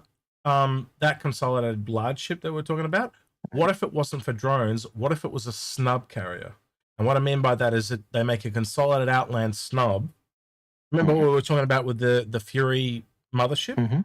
That. Because they know we want that. We're not the only people that have talked about this. There's plenty of other content creators that have done this. Well, even CIG talked about using ships with, have snubs, bigger turrets and stuff. So yeah. And what if they actually took that idea and rolled it into Consolidated Outland? It'd be cool. Be interesting. Well, again, as I said earlier. So go on, Grim. I was just saying, I hope it's a support ship for the Pioneer ultimately, but yeah. I mean, on the Liberator Kraken thing, I think it just comes down to kit. I mean, they don't have a ton for Amble, to be totally honest with you. I mean, the Kraken, the Carrick, yes, but beyond that, they really don't have a lot at scale. I think the Kraken, there's just a lot more there to chew on. Yeah. So I think it'll be when they come around to do another capital. but they'll sit on the Yep. Liberator. I think, unfortunately, you're waiting to episode 2 or 3 even Yeah. for that. I think it comes back to what you often say. Priority, need. Well, I think it was a priority until they really changed how jump points were going to work. Yeah. Like they just basically went, all ships can go through jump points. All ships now have jump drives. They changed that. And once that happened, the Liberator just goes way back to the back of the line. The Liberator is now only needed for snob ships, which can go into pretty much everything. It's when you want to move. It's basically now when you want to move 5 ships or 5 vehicles, and you don't have 5 crew. That's basically what it's for. Like that's such a rarity now. And it's also tricky to totally know how CIG views these ships internally in terms of their needs. I mean, we on the outside, we can all speculate, oh, it's a ship carrier, or it's this ship is a ship carrier. But we've heard CIG refer to some of these ships in strange ways. For example, just recently, John Crew referred to the Kraken as a ship that's the end game of cargo transfer of cargo gameplay. Yep. And that's probably because I mean, it does carry a lot of cargo, but like I think CIG probably looks at that stuff and goes, "Oh, the Kraken has a lot more general purpose usage now than the Liberator does." We have talked about that to no end about how you could essentially park either Kraken above a moon or a planet, and essentially like it's your pseudo base. Well, it allows you to bring a whole sea, as an example, to a planet that it normally can't be brought to. That's a lot of cargo. And then you funnel that down to the base that you're building there. And then all of a sudden the Pioneer builds a space station. And all of a sudden the Kraken's right there helping feed everything into the space station. And then the Kraken leaves. As important as the Kraken is, the Pioneer is to a space station or a base, it's the Kraken. You need both of them. You really do. The Kraken doesn't seem like that on the outset because you can just have the big ship rock up. But how are you going to get that all unloaded? You need all those little accessories and shit. Yeah. And where are they going to live? On the Kraken. I want. And go ahead, Albert. I was going to say, I wonder how the Endeavour tie into that and gameplay in terms of, because I've always thought the Endeavour, you'd use the Endeavour in the same way as well, as that mobile space station while you're building until you've got a space station in the port. I actually am I used to not be very excited about the Endeavour, but I'm more excited about it now because I do think the Endeavour is going to go under. We've corrupted him. I was going to say, you're welcome. You are welcome. But I'll say, to me, the Endeavour is going to go what I like to call a pioneer reconcepting. Yeah, the ship is going to still be what it is, but it's going to be it's going to be very massively changed. But I actually think that's going to be a great thing for the ship. If its main role is to be a ship that can do that plug into a lot of the different gameplay loops, like let's say that it's its core identity as a ship is that it can plug into almost every gameplay loop.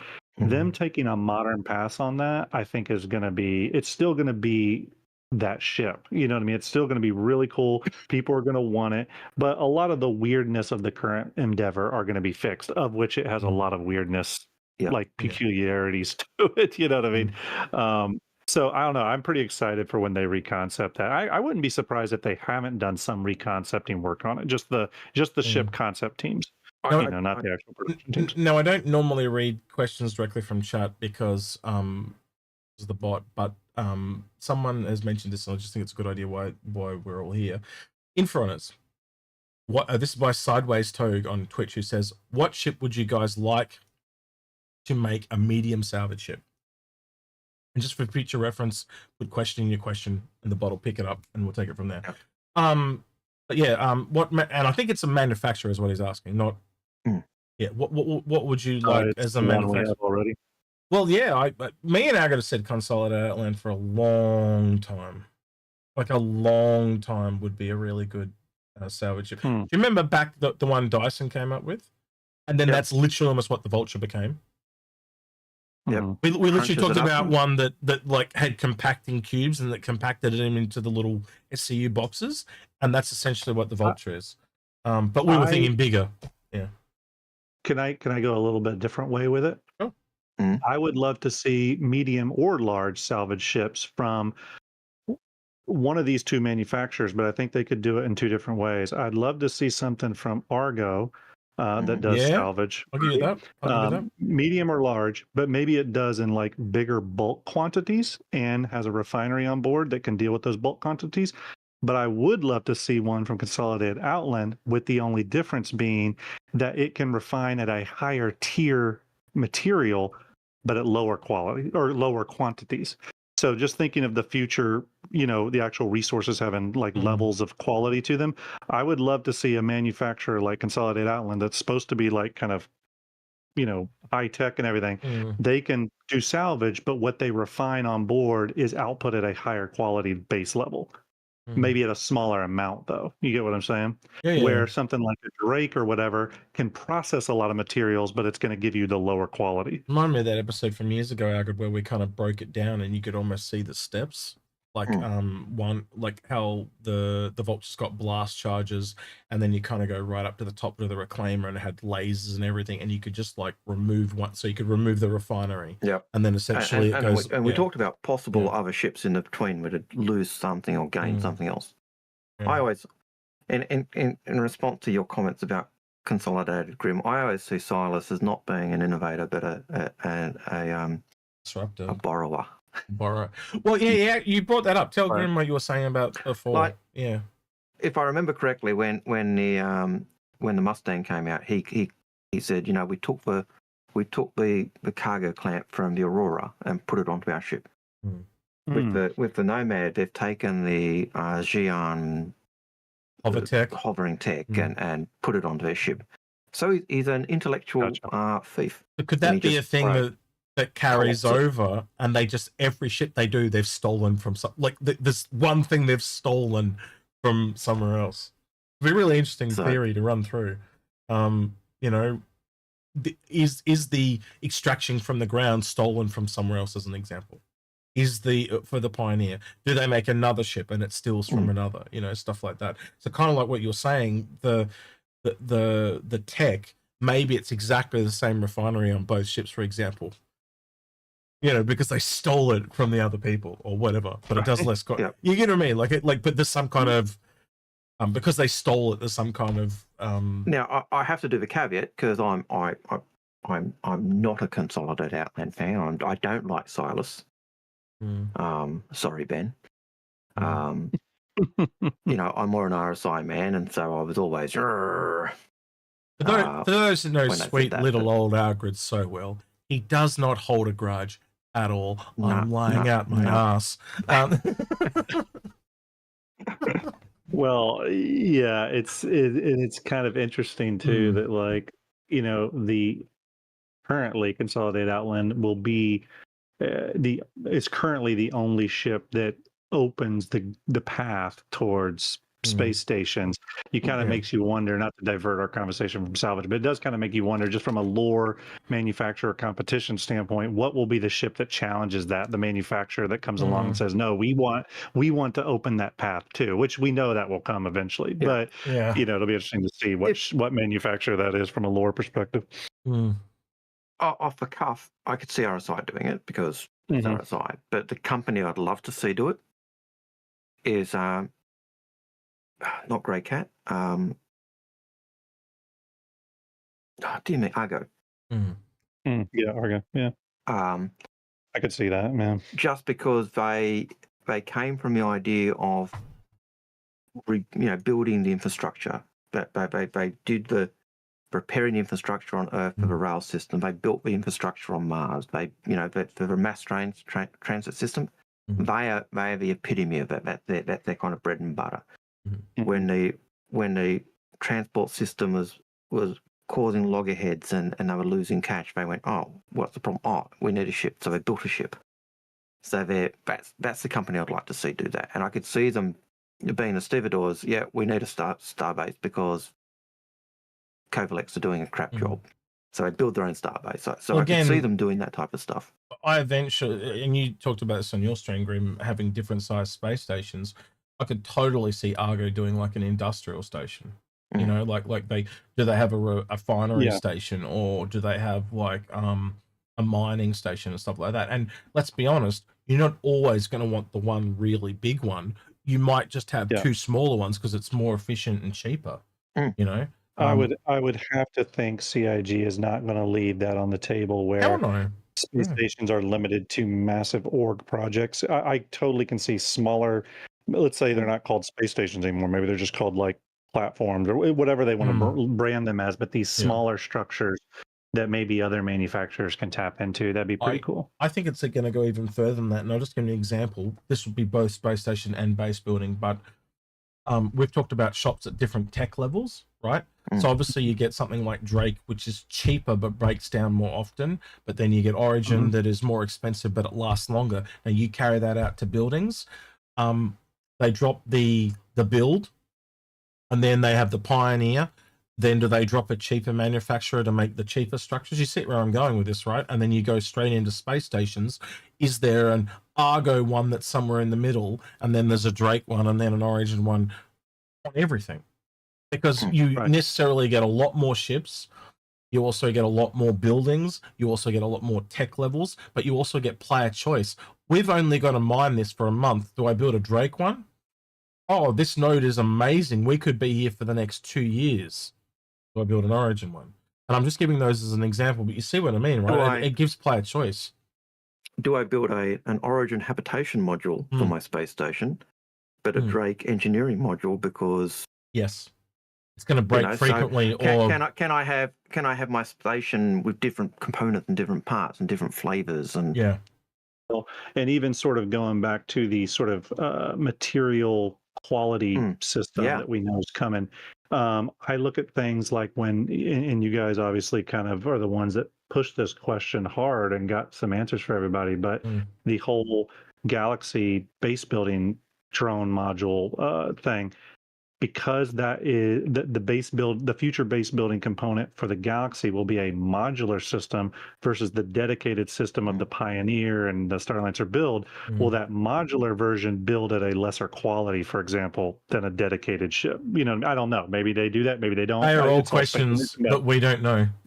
But it is really, you can totally see them doing that. Well, again, like even if you just look at shops, why haven't we got smaller shop ships than the privateer or the Banner Meshman? Because we know that they're going to have to go into different tech levels. You can't take a taco shop, a Drake taco shop, and put it in an Origin, because we know that there are VIP missions and they won't let you do the VIP missions if you don't have a chute that's suitable. It's exactly the same thing. You're not going to get a luxury person wanting to walk into a taco restaurant, and vice versa. You're not going to get a drug guy being even allowed to walk into Old Man Hurston's personal chef restaurant.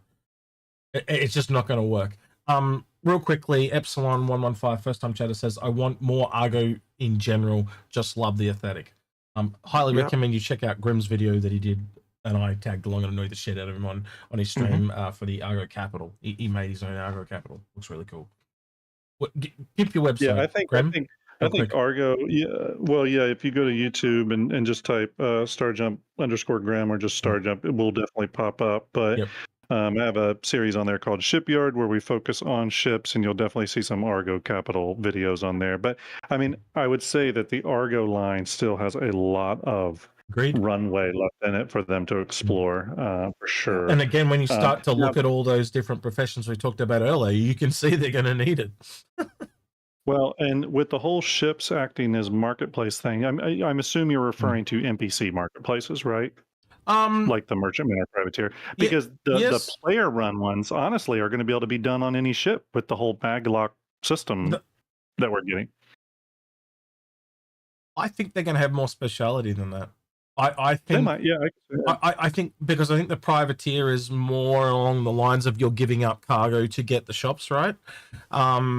If you are looking at it as in that just someone can just walk into a cargo ship and buy stuff, I don't think that's necessarily true, because we haven't looked at life support systems yet either.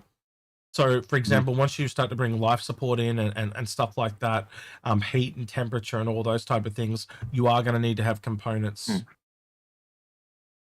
being attacked. I'm being attacked. There's a Valakir. Come here. No, it's the boy this time, not the girl. Anyway, totally lost my train of thought. Camiro says cheaters stealing armor, random deaths, wake up with no armor gear, no mobi glass. Did you have your kidneys? Or did you wake up in a bathtub? That's my question. The question to ask. Yes.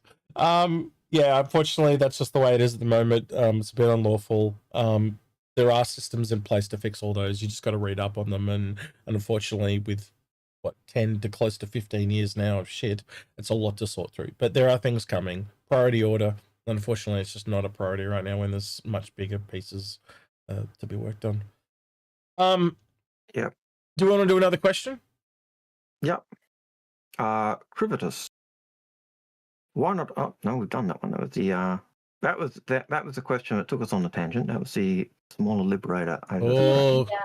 All Crivitus. Okay, that's an insult. Yep. Have you talked about the referral rewards inflation? Oh wow, that like Yes. Yeah, we did. We talked about it. That was at 8. That was like 8:56 a.m. That was like 50 minutes after we started. That was almost like 3 hours ago. Yeah. 904. Yeah. AMD 300. Mm-hmm. What cap ship are you guys waiting to see this year? Oh, it's got to be the Perseus. Whichever one comes. The Perseus or the Ironclad. I'd get either. But I don't think. I think you would agree now, Grim. The Ironclad's next year. Definitely. I think it's DefenseCon next year, actually. So Yeah. May next year. Agreed. Actually. Yeah, agreed. Soonest. But I also, thinking back to what they said on this past DefenseCon, where the messaging was something like, hey, we're going to be back better than ever and bigger and badder than next year. That just makes sense. Yeah. Yep. I'd agree.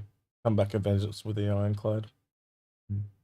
The Ironclad Assault 2 is a perfect military SKU to sell that with. And so it'll be the Assault coming in and just dominating the whole thing.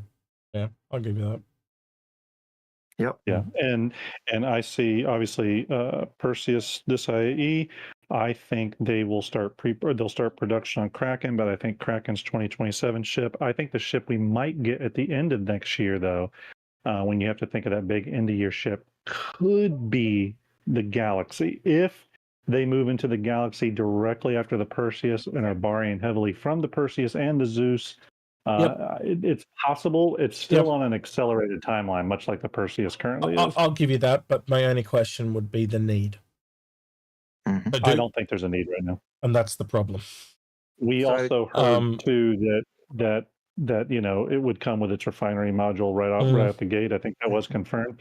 So that also means like ship-based refinery and stuff would also be online by then. It's possible that could happen. We don't know. And I brought this up to you on your stream before. Like, when I look at it, there's not a need anymore because you can just put it in a building. It's so much easier and quicker to put it in a room. Because let's be honest, ships mostly are a bunch of rooms.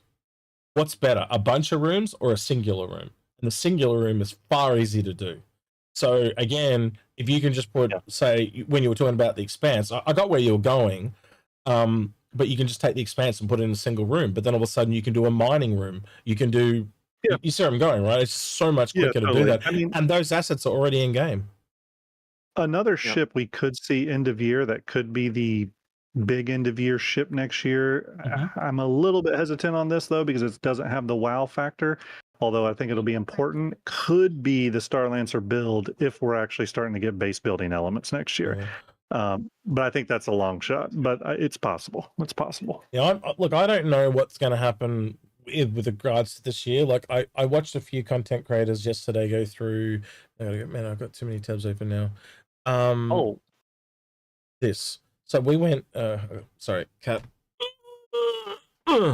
Well, one thing I will say too, though, real quick, is that if Squadron's coming out next year, and we already got the Idris, it's likely we could see the Javelin launch with Squadron, which means they have got a lot of Javelin work to do. Look, and that's not beyond the pale, because they originally said the Idris would come with Squadron and the Javelin would come later, but now the Idris is out. What comes? What comes with Squadron? So just real quick, they talked about doing 10 patches this year. We've only had about half of them, so I don't think this is end of year. I think this is sooner rather than later type of thing with 4.3. I think the problem with this is that they only do one patch ahead now. So, and there's nothing really super groundbreaking other than the first 2 points. That's it. Yeah. That's true. So I had people saying, "Oh, this is the end of the year patch." No, I don't think that is. I don't know when that is, but I think it goes further than that. So could base building be 4.4 or 4.5? I don't know, but we don't know. That's my point. I mean, I still have. I mean, again, I'm wildly speculating here, but I still have a feeling that this whole storyline they're taking us on through this year will culminate at the end of this year with breadcrumbs pointing to Nyx, and I think that will be where the next part of the story after this year heads to, narratively, because we have found quite a bit of Nyx files in the latest builds. Matter of fact, the entire Levski landing zone with the big borehole, the new one, that is in the files now, in the game files. So they are obviously pushing hard on it.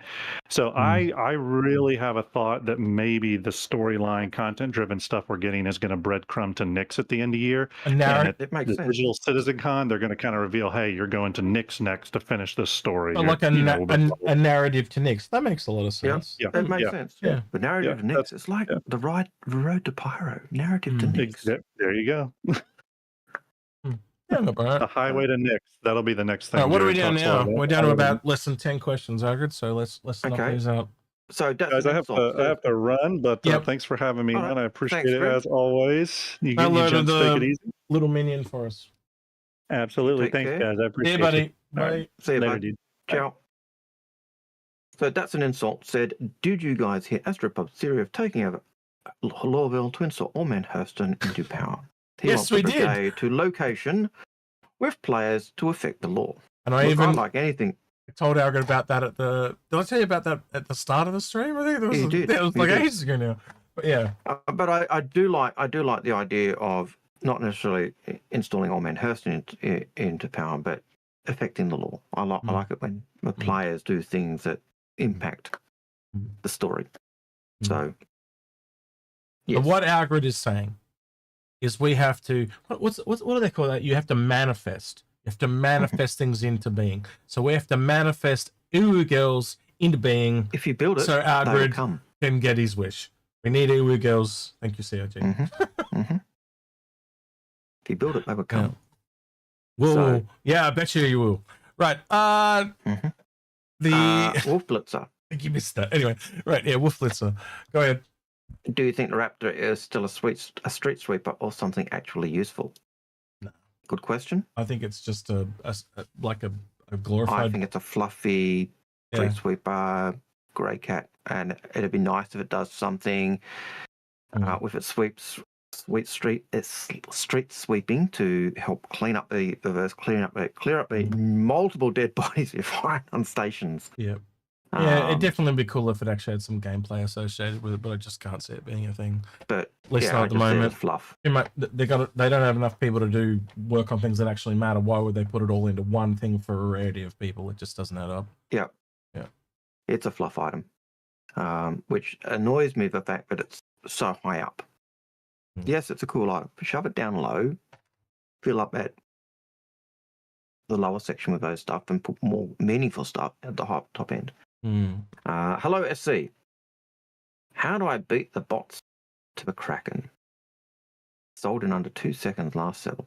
I don't think it's just bots. I just think it's just, there's probably only 100 going up per each wave, and so 100 is not a lot, and so it goes fairly quickly. Yep. I know people that were in the United States, which is kind of where most of the servers are, and they don't get it to the third wave because they've got to go for steps. You got to think about it. Like, I can put it in a really logical sense, right? Like, look at this. Star Citizen.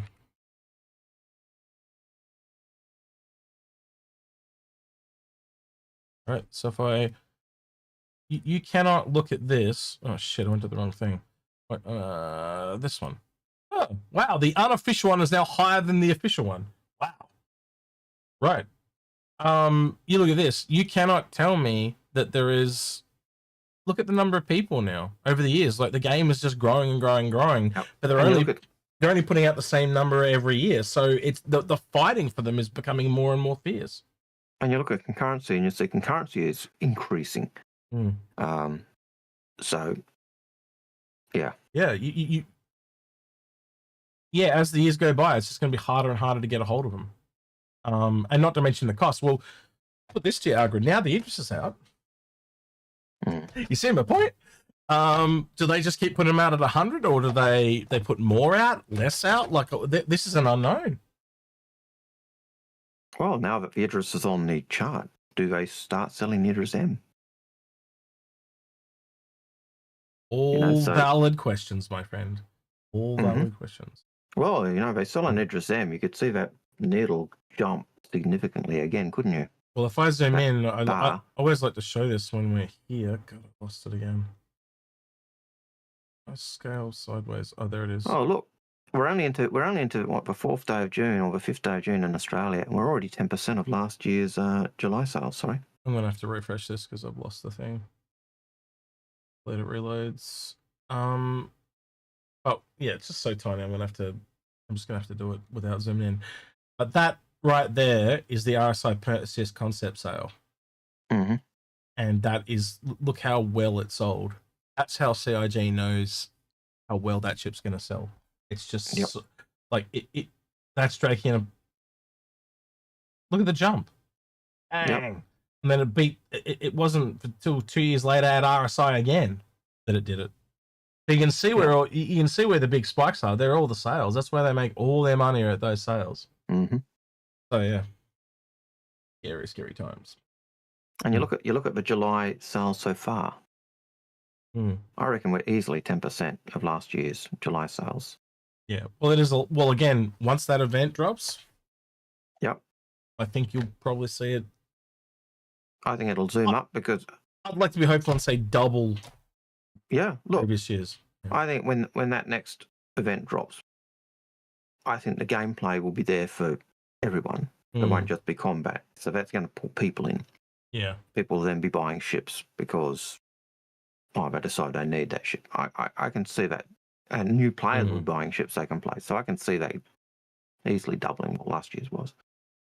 Yeah. But yeah. Anyway. Agreed. Next question. Okay, someone's catching up a little bit. Next question. Stake you are you. A stake you are you.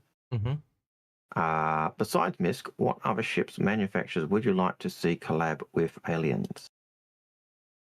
Ooh. Besides who? Sorry, besides who?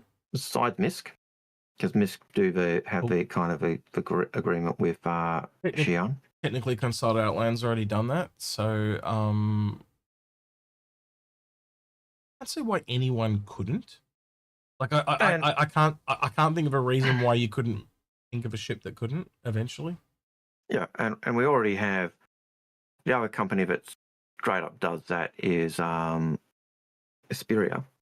Because I want to see like a Drake Banu like cow slaver milking type of ship.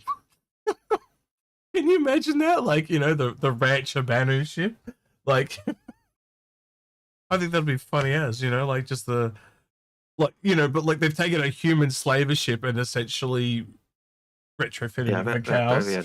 Yeah, I think that'd be funny. That's a Drake rustling ship now. Attacking Old Man Hurston's ranch here. Yeah. I reckon that, because they're all going to be a thing eventually. Like we just aren't at that point where the game is ready for that. But you can totally see that being a thing down the line, like agricultural ships and farming ships and stuff like that. So yeah. Yep. But Asperia do alien tech. That they use we've got them doing Vandal, we've got them doing the Tavaran.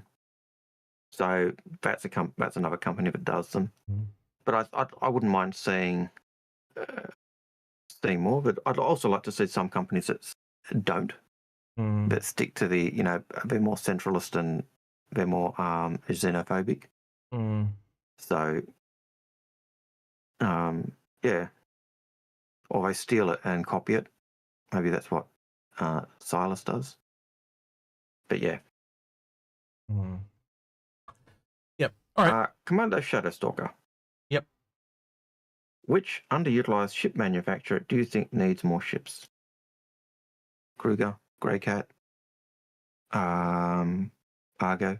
Yeah, Solid Outland. There's a lot. That again, fill out the grid type of thing. Yeah, and even like I'll even go as far as say even Drake. Picking up what you were talking about earlier, like we've got the Buccaneer, which was created because of the Cutlass was not the zippy fighter that it was originally sold as. So they create the Drake Buccaneer, but we don't have a heavy fighter or a medium fighter or a snub fighter from them. It'd be nice to see that fleshed out a little bit more. So, and I'm sure you can do that with any brand that you particularly like. Yes, more aliens. All right. Down to what? 5 questions now. 5. Yep.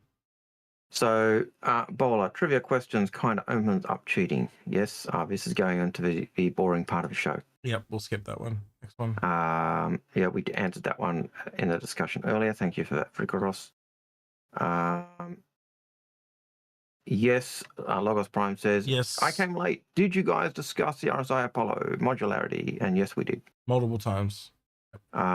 Did we discuss how it could affect the timeline for the galaxy? Again, I think we kind of did a bit when we talked about the need of the galaxy. I think the need has been supplanted now by the Apollo.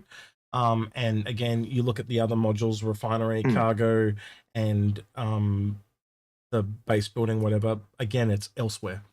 Just not needed as much anymore. So it's whether they commit to keep doing the galaxy or has the priority order changed. Yeah.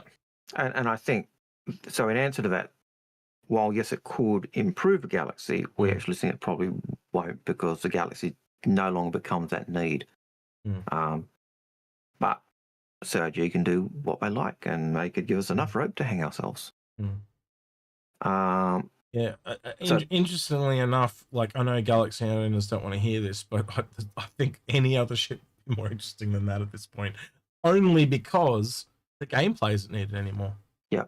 Look, and I say, I don't care if they delay a ship that I've got or I want. I really want to see the BMM. I do want to see the Galaxy. I do want to see the Javelin.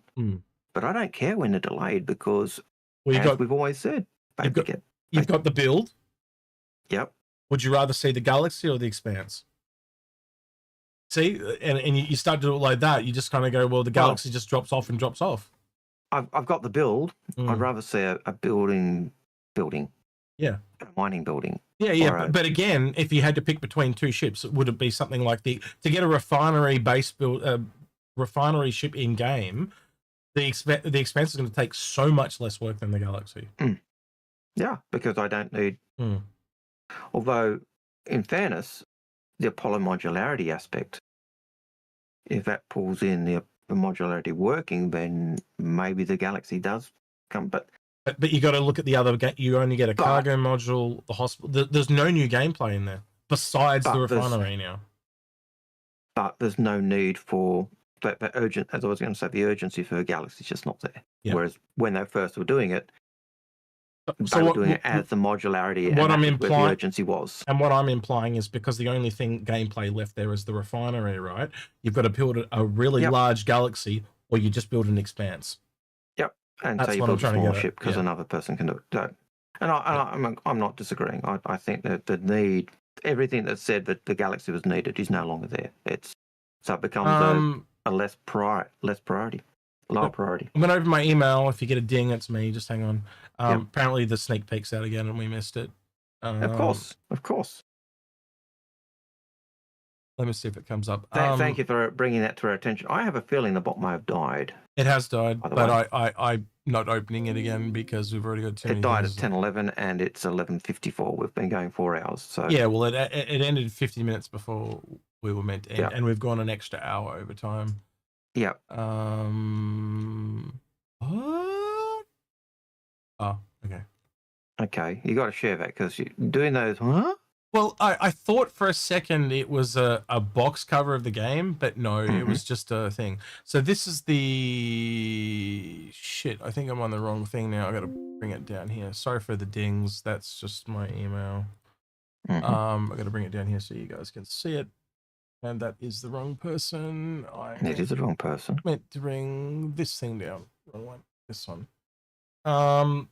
This is apparently, according to the person that told us in the question, the missiles on the Mantis, and I would agree based on the exterior. The exterior does look mantis-y to me. So yeah, missile and a mantis. Interior missile bay by the look of it. So just what I wanted, another fighter. I am so ecstatic for the meteor. I cannot wait. And you feel my excitement, Algared. Yep, I can feel your excitement. I'd love it. I'd love it to be anything I want but a fighter, but that line. What's that? The Fifth Element, where he puts the mic in Corbin Dallas's face and he goes, "Thrilled." Yeah, I think that kind of sums up my excitement. So yeah. So I think part of it is just because we've had so many fighters.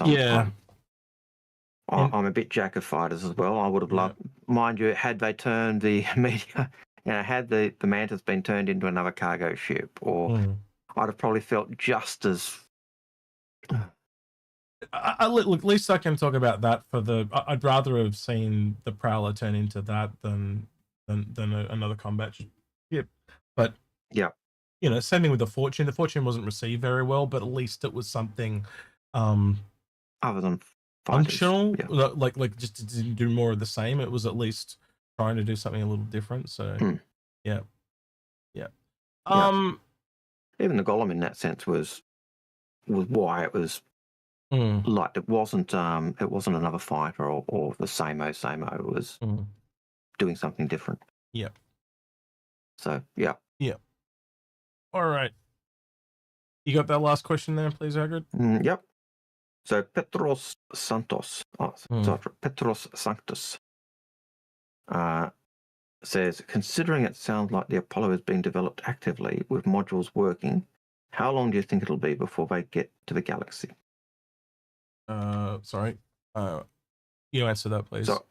So I think the galaxy has been put on the back burner. I don't think it's an urgent, as we were saying, I don't think it's urgent anymore.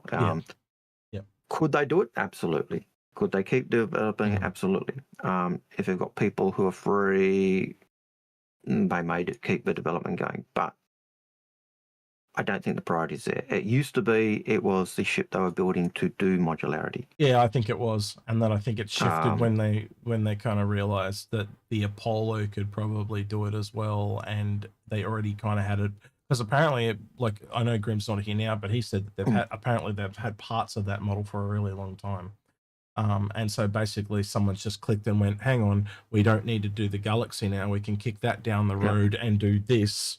And that'll get us, yes, it's 2 modules instead of 1, but it's only got 1, 2, or 3 beds. So it's a lot less than we need. And they're just beds. So essentially it's the same room, just switching the beds. So it's that helps us to get modularity worked out. Yeah. And we're not losing our RSI style pattern because the Apollo is still an RSI ship. Yep. So we're still developing that. So yeah. So it was easy to switch over. And I think, unfortunately, they'll probably never publicly come out and say, "Oh, it's now 3 years away." But I just can't see the need. And you got to put everything on with a priority order hat.